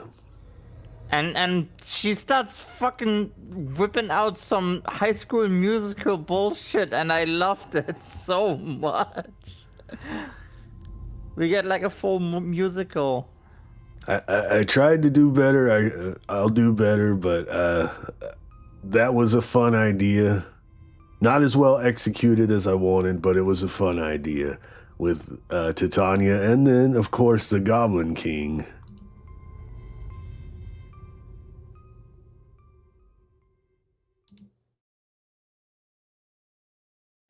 Yeah, David Bowie in it. Legally distinct David Bowie in it. I know. I was like, please. You already made Titania for the wedding, right, Rainer? Yeah. Because because it's your mother, I was gonna have her at the wedding anyways without inviting her. But I thought it would be a lot more fun to invite her. And hey, would you mind making a legally distinct Goblin King for the wedding as well? Oh, very legally distinct. Totally not just David Bowie's face. You remind me of the babe. What babe? Yeah, that was fun. That was a fun episode. Threw it together in like 2.5 days. I thought, and it was a short episode, but you know, I'm gonna try to do like 2 to 3 hour episodes for season 3. So, you know, an average episode, I guess. But yeah, that was a fun little side episode. Thoughts? Oh, absolutely loved the depiction of both of them. My husband. You made him so pregnant. Yeah, you made him so pregnant. Like, he's got the high heel boots on and everything. Like, I was trying to go like, okay, Goblin King, pretty slutty. How do I make him more slutty? So, like, high heel boots. He's got the side leg showing out of the dress. So the fucking slutty. fishnets everywhere. With the fishnets everywhere. Oh, yeah. This is how I used to dress when I was 19. And so, like, very slutty. I also did this effect with the crystal ball to, like, added this color onto it, make it look like the ball is see-through, and it's, like, bending the light into it. Nice. Yeah, the crystal ball is really cool. Yeah. But, like, extra slutty David Bowie. Oh, my God. Extra slutty David Bowie. And of course, And then with it showed Titania off. Like, this was probably my best mini I made before Kit Bastion came out. Yeah, this is amazing. Beautiful. When I saw that, I was also like, oh, holy shit, this is one of your best works. And, like, yeah, I started with Lethe's face, and I just changed up a few things, gave her this big, like, smile with, like, really long, sharp teeth. And, like, I was basically taking, like, I look at some pictures of Titania from, like 1800s art and stuff. And, like, she's got this sort of goth look going on. So, okay, that fits, you know, Lethe's not too far off. Like, made the hair, like, super, super long in comparison. Then I had, like, all of these, like, flowers in her hair, and, like, she's naked. She's got, like, the hair covering up her bits. And also the color.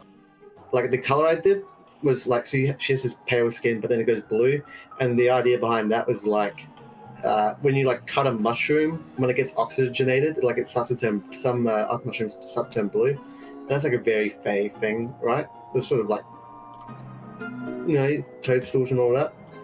So I had that sort of color going on, and then yeah, big wings, big hair, just big, like, basically I took Lethe and I just like, what if everything was big? Very cool. Yeah, very beautiful representation of Titania. And of course, she's a little bitchy looking because she's my bitch mum. To be fair, she looks exactly like my aunt IRL, which is why I think I find her scary. Wow. Those poor, unfortunate, soulless goblins. Which is another thing, lore-wise, goblins do have souls, they just stick in the body. That was another thing I kind of took liberties on, making Fae be soulless, so just an aside. I thought it was I did not know that technically this was not lore accurate to the actual Shadow of the Demon Lord, but like we had this kind of point like very early, and I thought it was cool. Like it made them very unique, like from other settings. Thank you. I just ran with it and tried to make it work.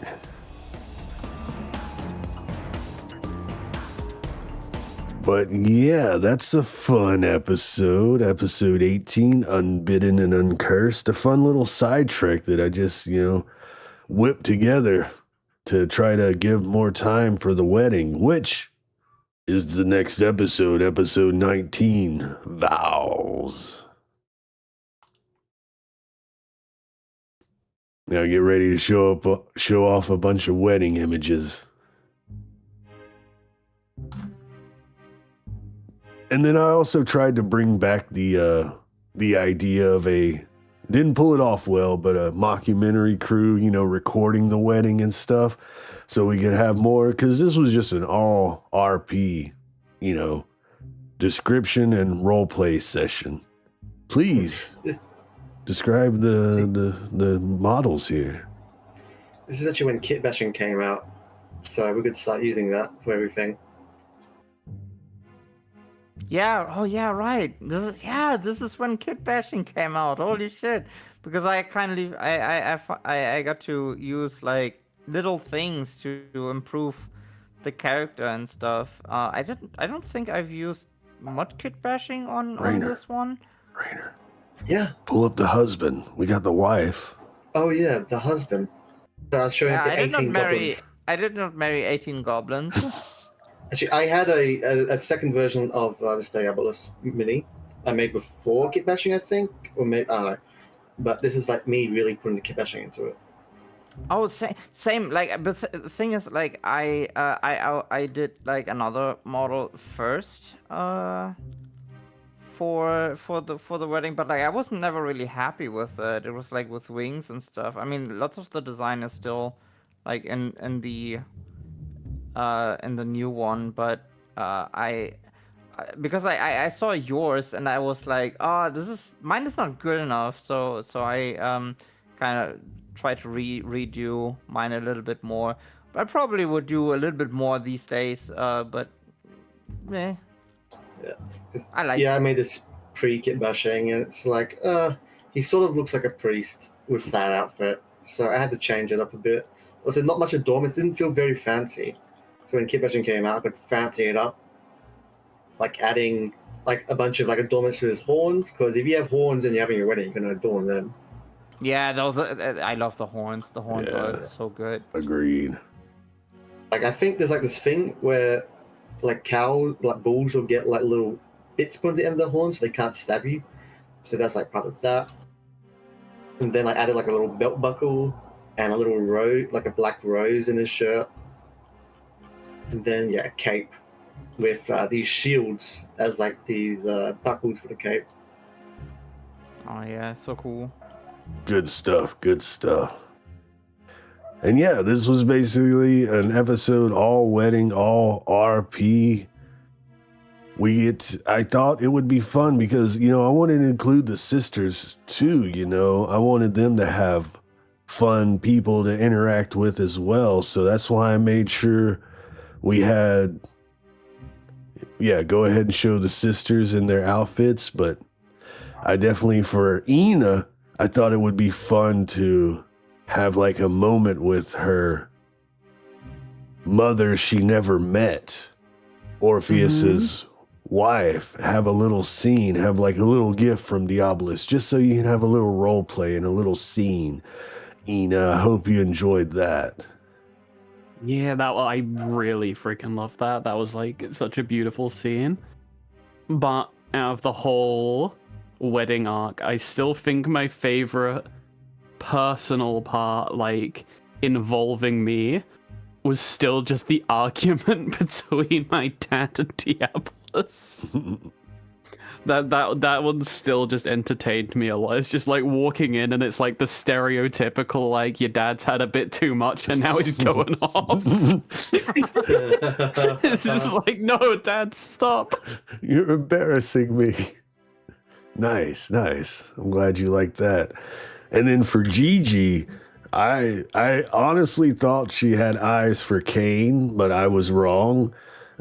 She likes shorter men. So I wanted to have Kane and Millhouse, little love triangle thing going on with GiGi, which she doesn't like any of them, but I thought that was some fun role play. Yeah, GiGi was so. I don't want any man or whatever. He's the ace king queen. Millhouse, the short king. Millhouse. I have Kane here. I'm searching. I'm also searching for Millhouse. What was Millhouse? Oh yeah, I remember. Yeah, so we had like Edgar wedding, right? The thing for Edgar, and then I think because I was like, I was so under pressure to make all these wedding costumes, right? Like I just wanted to be kind of like, okay, I need some time saving. So I thought, what if like Edgar and Millhouse kind of got together and like searched for costumes together. Yeah. And so Millhouse is just a small Edgar. In my head canon, they are shopping for wedding outfits together. And he's scared because he's in hell. Right. Hell is scary. Hell is scary, GiGi, but it's not as scary as losing you as a friend. I hate the Nisi voice. It actually fills me with rage every time I hear it. Such a bully. Why are you so angry, GiGi? I love you.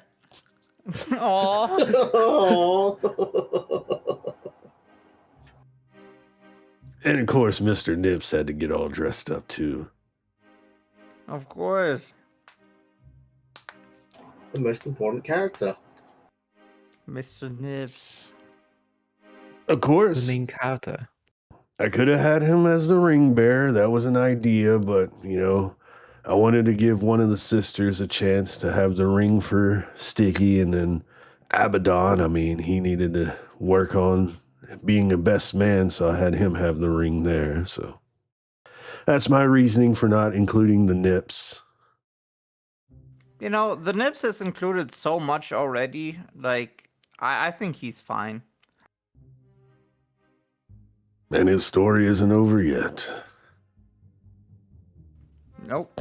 Finger nipples will return.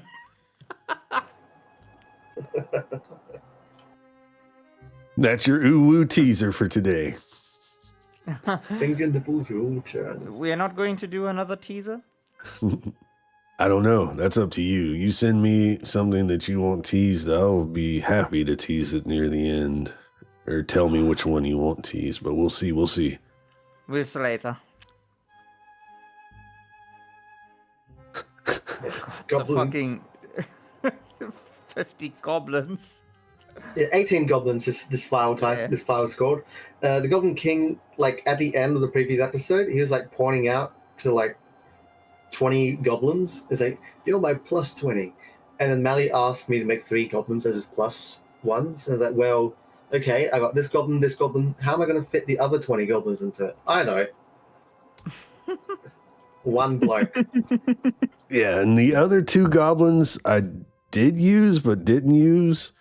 I used them as they like would be better in ooh or something. Yeah, I use like just the portraits for like musicians in the wedding.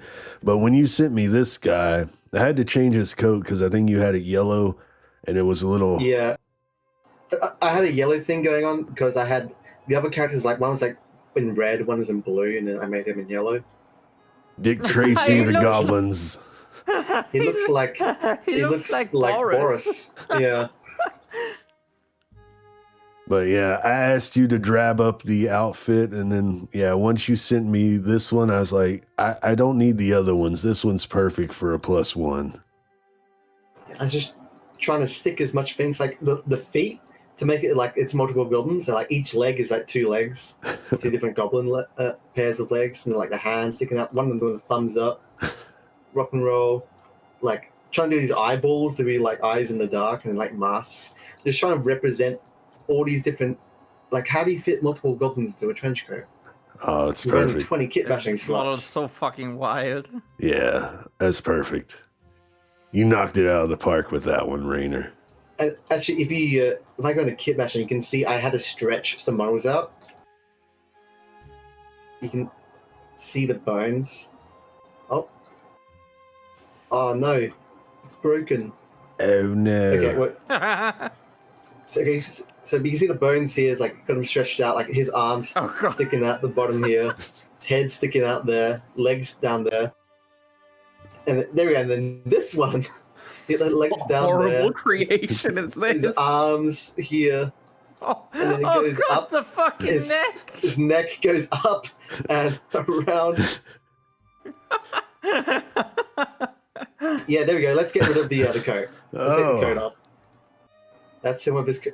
Oh my god! he's so skibbity. Masterpiece.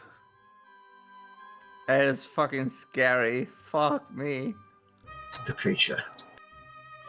Oh yeah, I love seeing the context for the models, for sure. Digiton, yeah. It's very nice to see the context behind all the models Rainer was showcasing over the months. Yeah. All part of the campaign. And that was episode 19. Vows. Should I show those 2 goblins that didn't get used or keep them? Yeah, go for it now. Alright. First one we had Goblin Guest Red.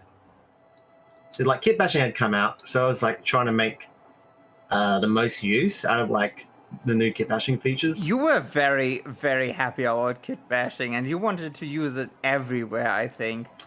Yeah, I use it everywhere.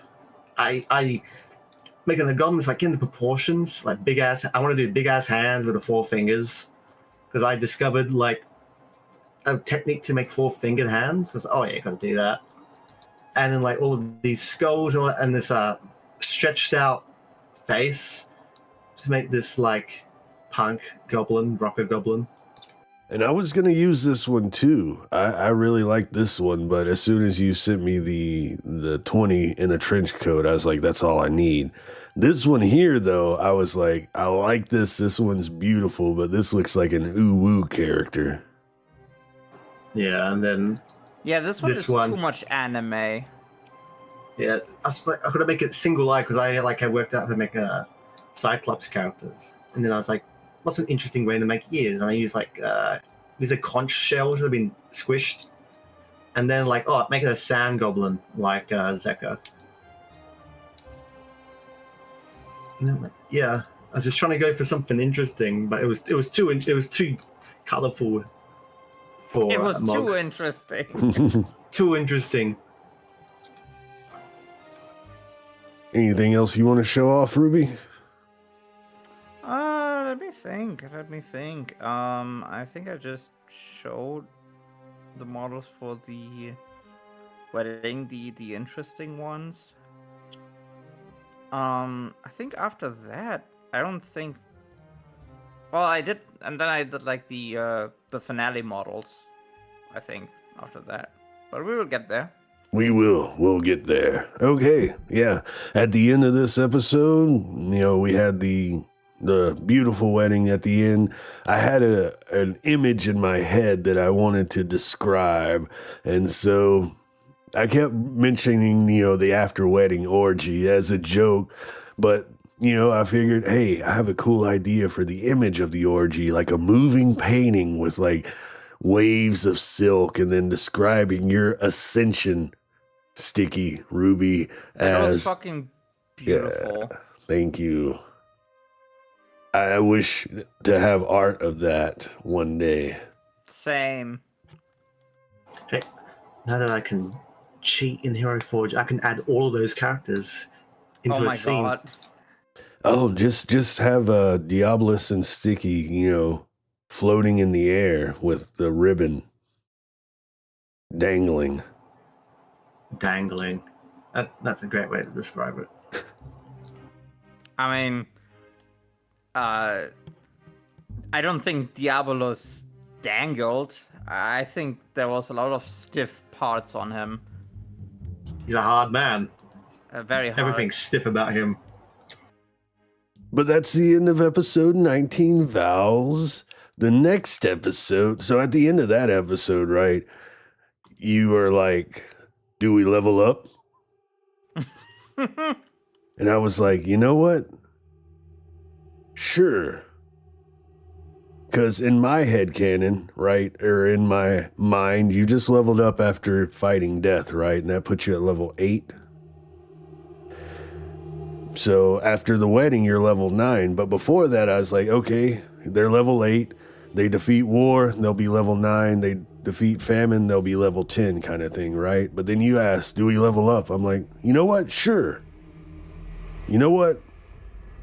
My players have done all this work behind the scenes, you know, inviting the Fae and then getting the Goblin King on their side, getting Abaddon on their side. How about I have my players take care of famine, and then we can do war, you know, with everything that you've thrown together. So that was my idea. And I was like, you know what? Let's throw another army, you know. Kagris needs aid, and they're under siege, and there's like a portal to hell in Kagris. Let's add the Orc King Drudge. Oh, another fun fact, when we were talking about weddings, right? I had the idea of an alliance with Drudge, but I was like, maybe Diabolus will be like, Lethe, for the alliance, will you marry Orc King Drudge? The Goblin King's my man. But I need to bang the Goblin King. I need to marry the Goblin King. I need to give him at least 17 children. But yeah, that was an initial concept. But yeah, as we're here, I'm like, okay, I war, you know, you've done so much with the armies and stuff. I'm not going to run some kind of mass combat or some kind of war thing.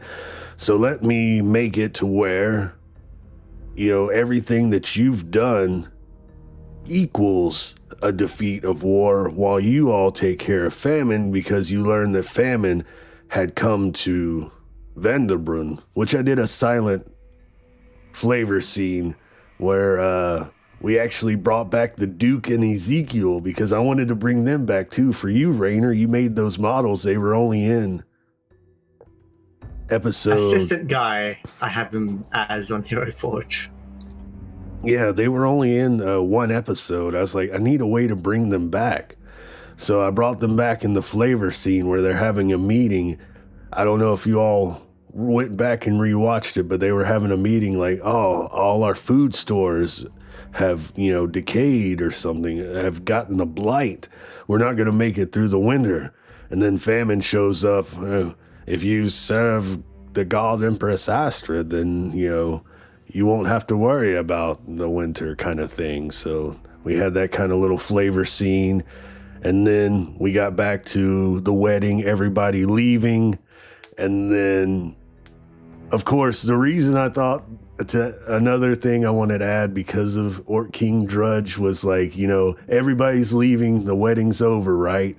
And then have the flames pop up on the mountains in the distance and have some devil be like, the beacons are fucking lit. Kagris calls for aid.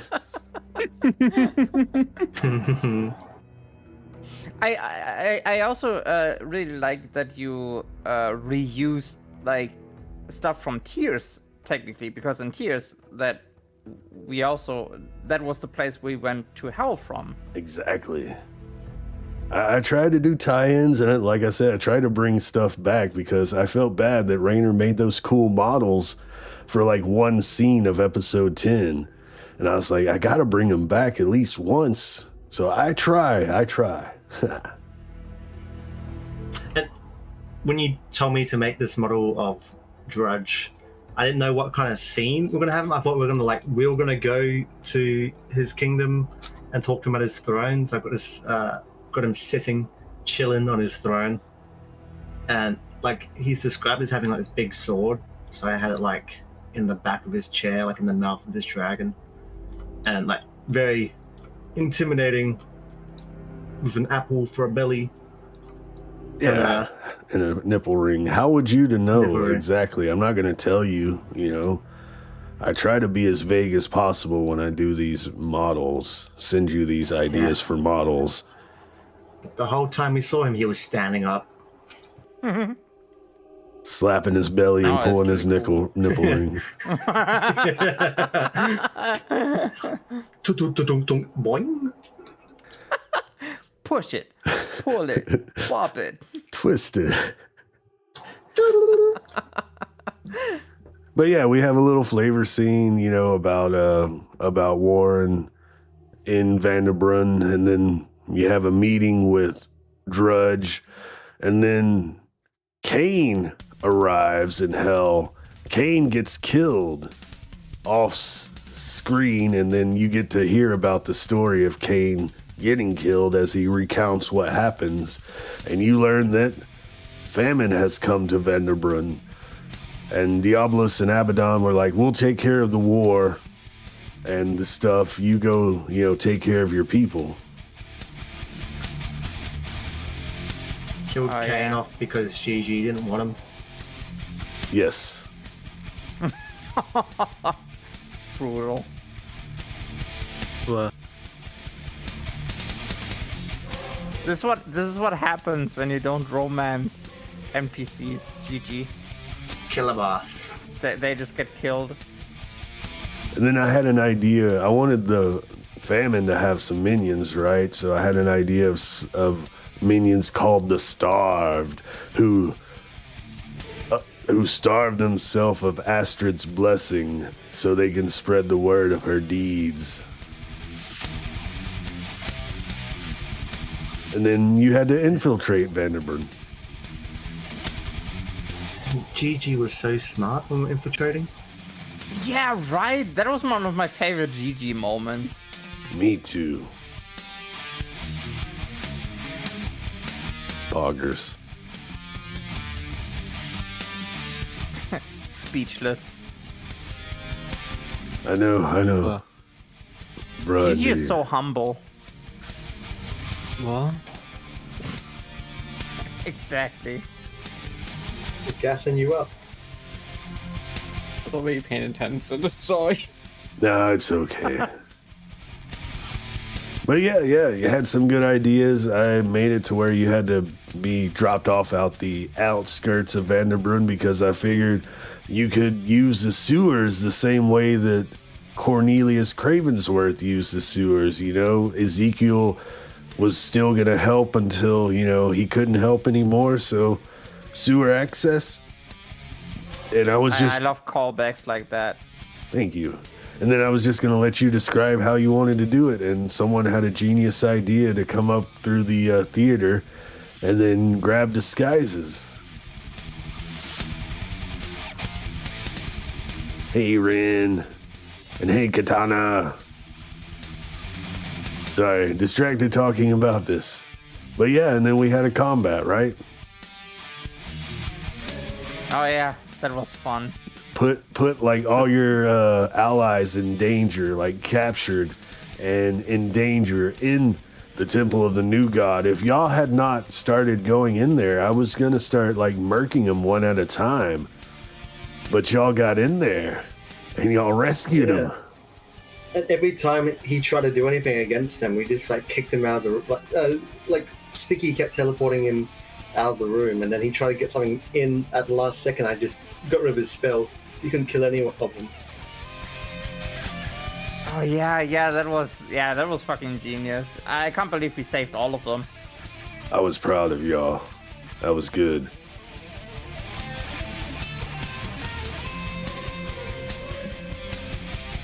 Anything else? Any other ideas from this? Well, the fucking ending. Fuck you. Oh yeah, the ending. So after you rescued everybody, and defeated famine, you return to hell, right? This was like an on-the-spot kind of thing. I was like, okay, they're gonna be level 10 now. What else is there? Like, in my original idea, right? Or as I was thinking of how are we gonna do this, I'm like, okay, what if I take inspiration from like Naruto, like the Pain arc, and have Astrid come in and just destroy all of Vanderbrunn, right? I thought about that. And then I was like, well, they just rescued all their people, right? So why would I do that? That would be a dick move. I was like, well, what if we had the battle in hell? Well, that's fucking perfect. What if she destroys Diabolus' palace? What if that's what she destroys? And then it started falling into place. I'm like, oh, this is perfect. Why have the battle on Earth or whatever when out of random happenstance, I created this hell where you can go to your personal hells and, you know, will yourself there. I'm like, this is the perfect fucking battlefield. All right. So Astrid arrives after famine is defeated, destroys Diabolus' palace. Diabolus protects you all. And then the episode ends and we go into the finale.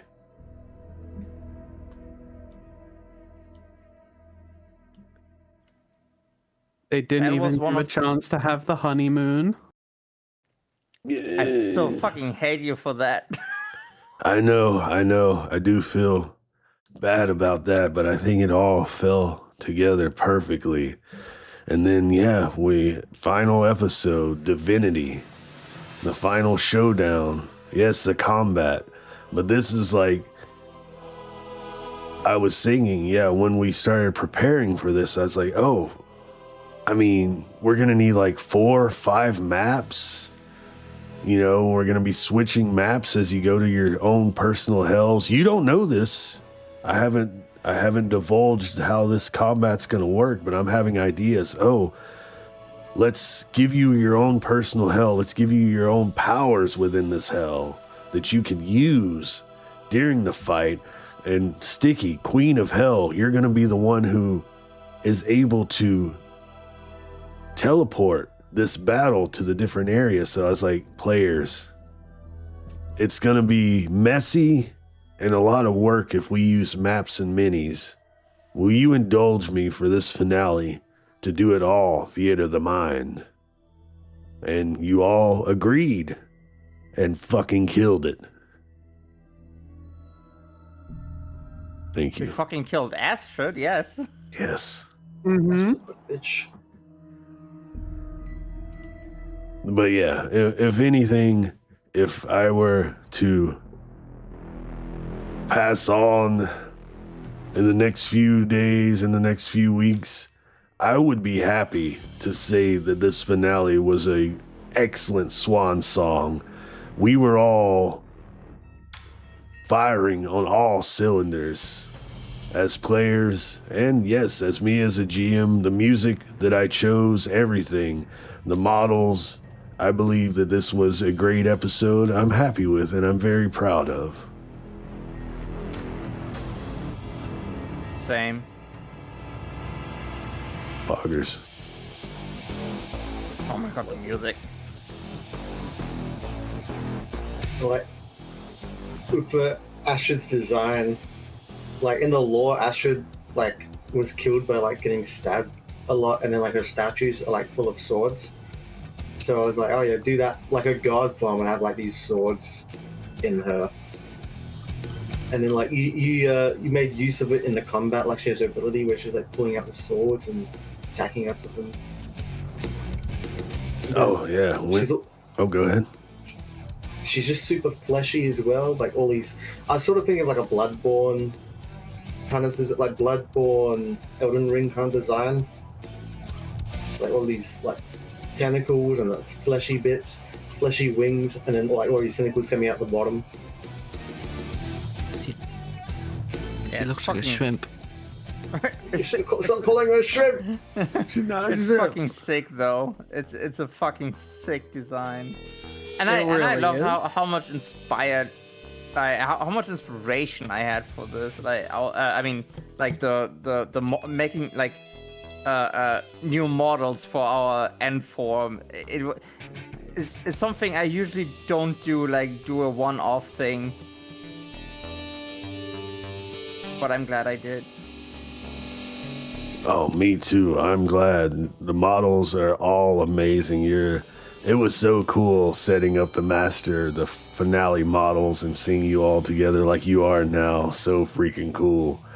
And then I also, the Astrid thing, I was inspired by, your model. Like sometimes I get ideas from stuff that you send me.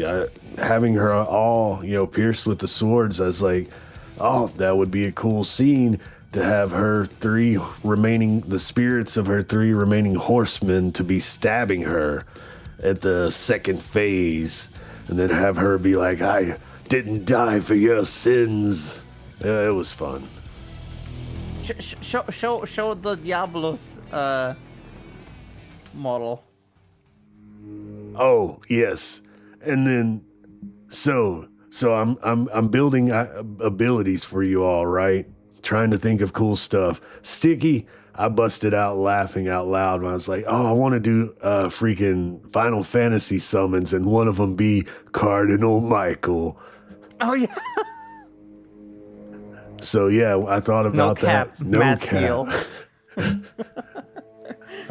That was fun. And then I was thinking of ideas. I thought GiGi, because she gets a spell to summon like a giant undead, and she's gonna be in her personal hell. I'm like, oh well, let me like make it a better one since there's no corpses around. Let me give her something.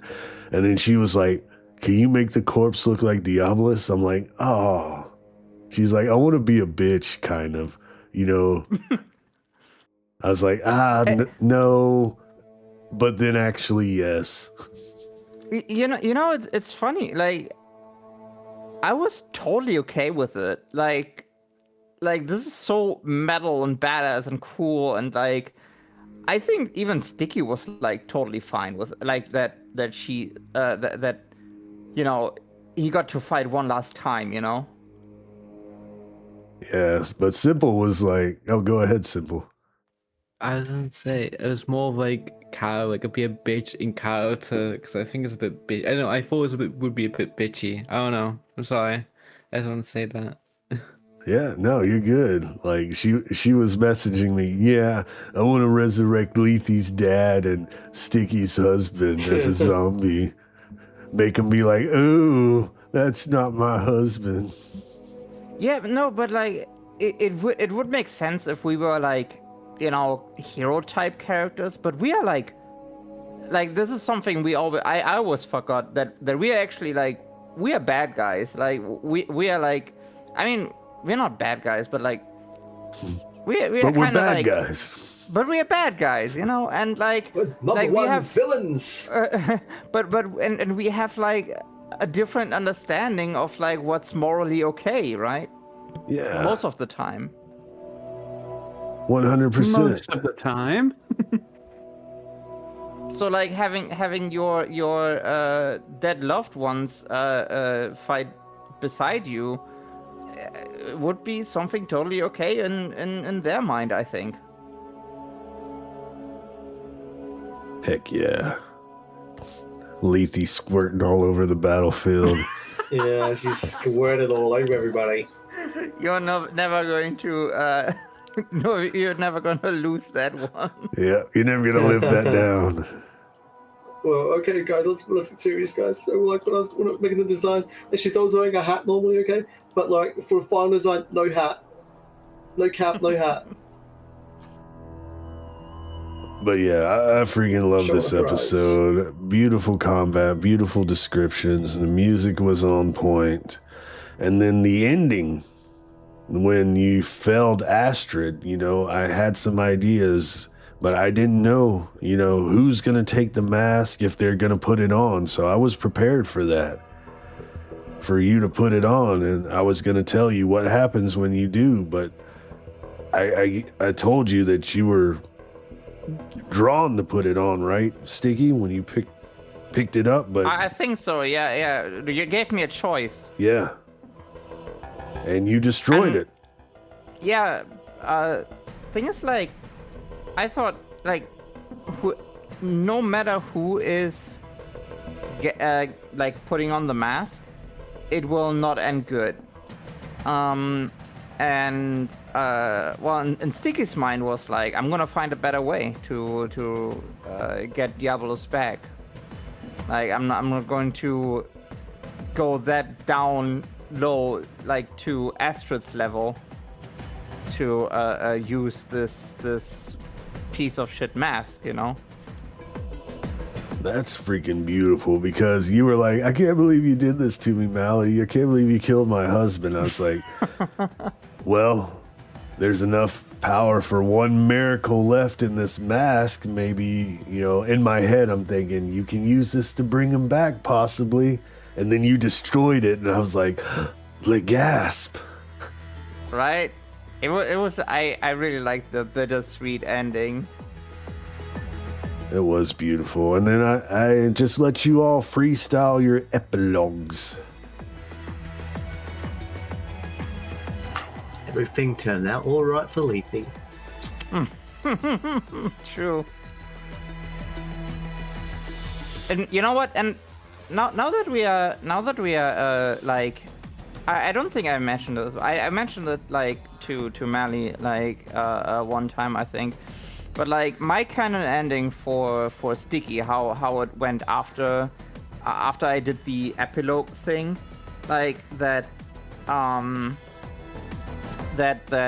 she would have to get in contact with the fake queen Titania, right?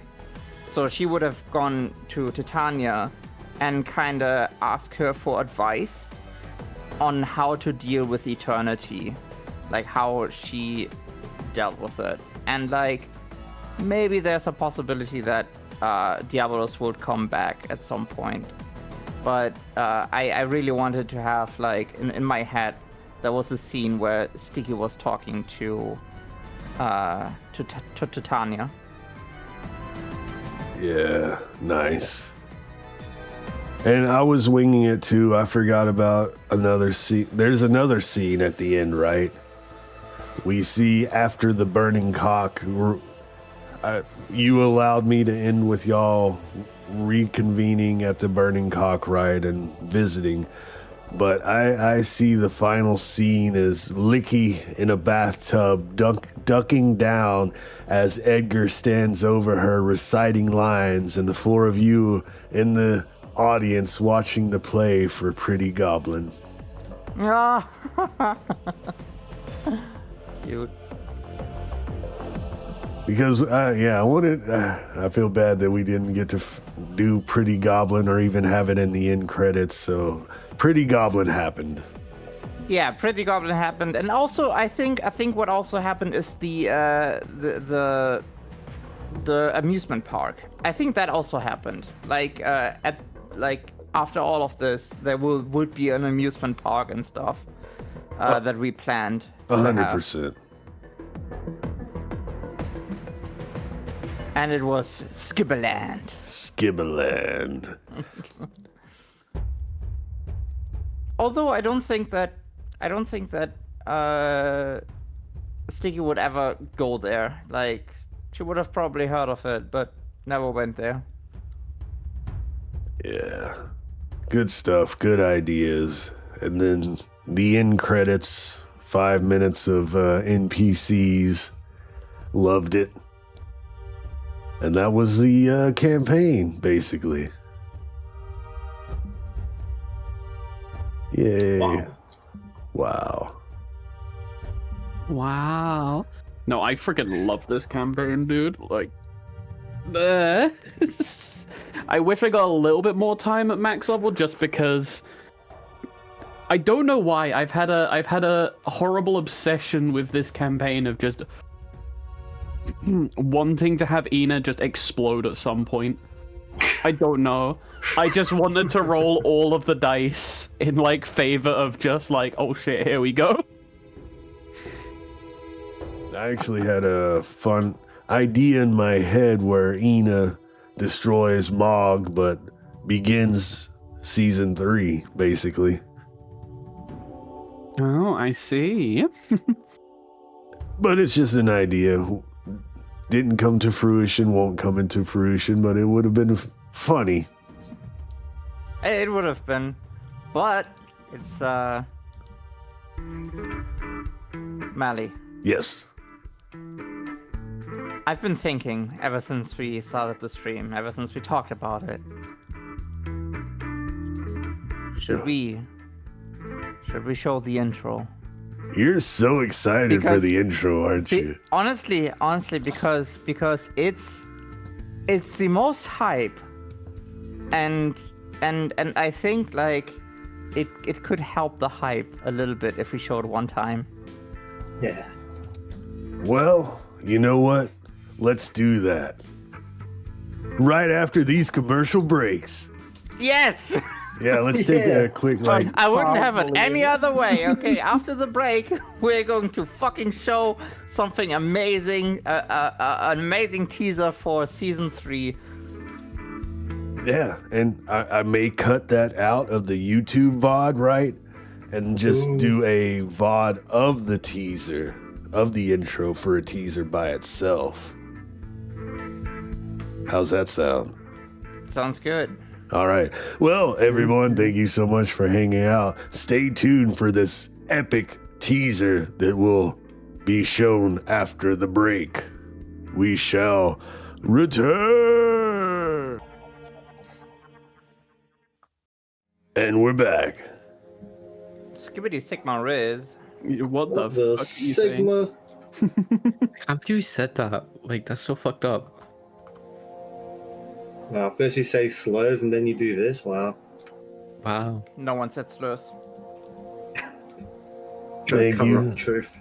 So y'all just talk while I try to set this up. So simple. What did you say in the break? Wow, I said my favorite parts what I remembered, what I should have said throughout the thing, but I was too tired. Firstly, I can't believe Sticky killed out a demon with a flying dildo. That was crazy. Another was a good scene I moment. really liked, but we didn't mention, but I liked it in the fight with Death. Just before we had like, it was a moment where like Cal was like, "Wow, you should tell your parents you're part of the cult." And I made Gigi be like, no, I don't. Maybe what if they don't accept it? I was like, wow, that's so fucking gay. What I said. Wow, That was so gay. That was so peak. I remember other scenes. I was gonna say I liked when MoDoc appeared because it felt like, I think my character man betrayed and to Diabolus, and it felt like, wow, that was just a cool coincidence. I didn't realize you had that planned from the start. That was crazy. Prayers answered. Yeah, prayers answered. I was like, hey, this guy fucked up. We fucked up. A small Rose did. recording to see how I sound. We were such failures, like in the first half. I loved it. Such guild fairies until I showed up. Yeah, because you kept A wiping small in enemies. That's recording what you to kept see fucking how up. I sound. What the That's my Sigma? headcanon. I mean, Raina's not entirely incorrect, but I also don't want to say that they're correct for We were strong and we could do it. We didn't need no. You guys needed me. You guys didn't have it together. You need the Doing lead to business come in and spell. sort things out. Testing Miss something Wispo real did quick. carry the game. Oh. Sorry. No, you're good. I was just testing something real quick. Yeah, it's going to be huge. I'm going to have to resize it. Oh, it's huge, is. Bloody hell, buff. Bloody hell, huge is, bruv. Fucking bug. huge. Pause Fucking it. huge, isn't it? Pause it.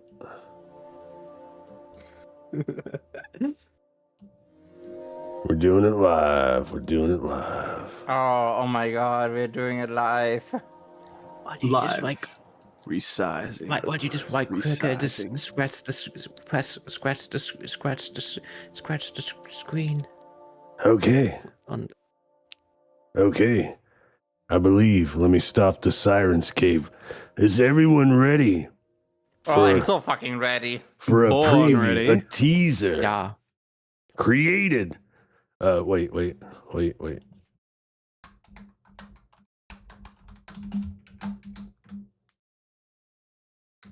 Created by the amazing Ruby the Lazy Goblin, a teaser for Season 3, the intro for Season 3. Are we ready? Do it. Oh, hell yes.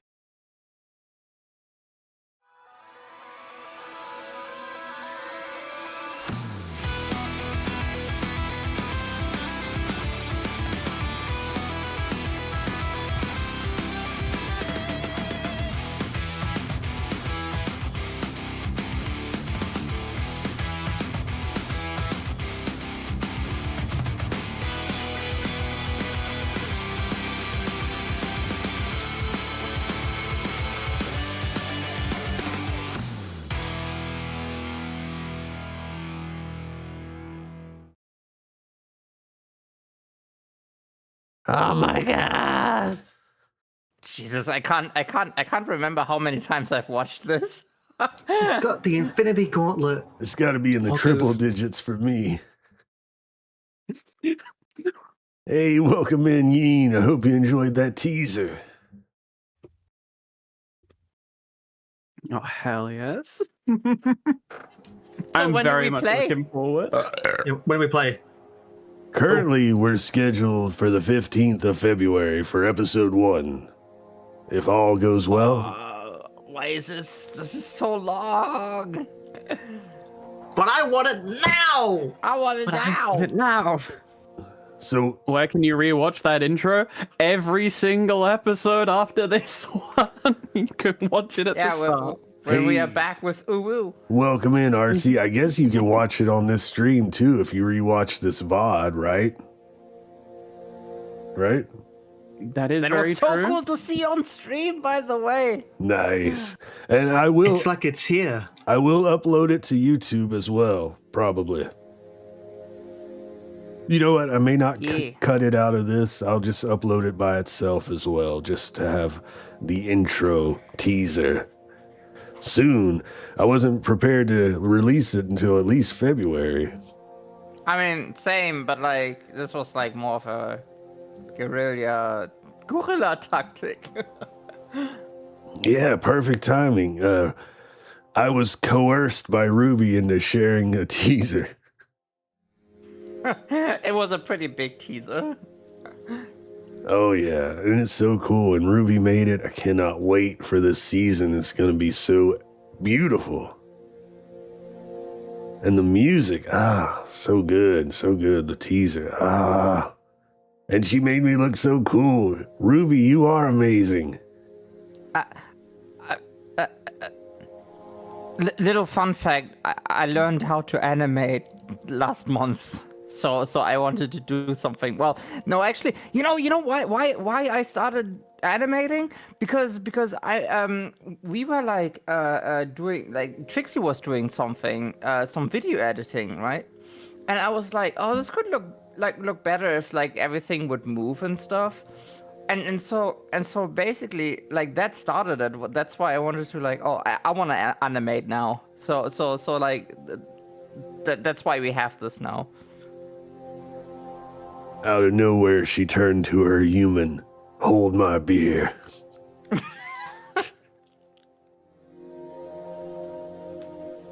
But yeah, But that's expect more of this, like, in the future.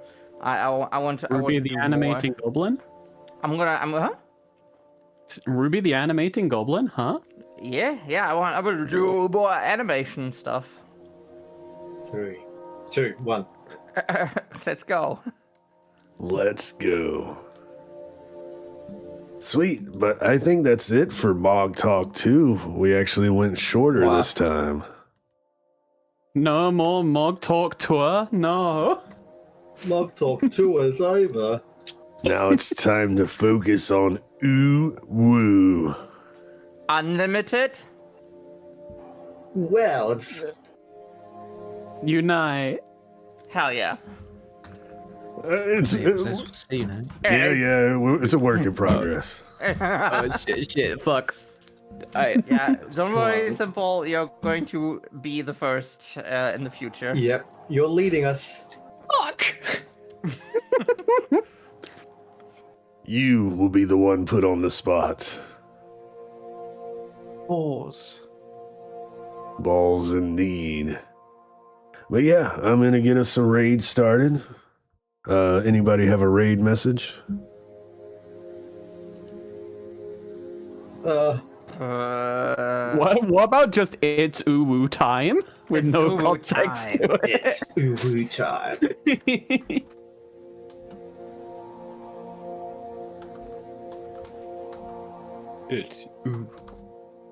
It's ooh time. Perfect. Yeah, I'll talk with you players about, the spoilers and everything, or the teasers, how to do it and everything. Got to get this VOD up on YouTube. But for now, we're going to raid Moon the Gobbo. Haven't seen raided Moon in a while. Yeah. So let's go send some love to a goblin named Moon. Or to the moon named Goblin. No, never mind.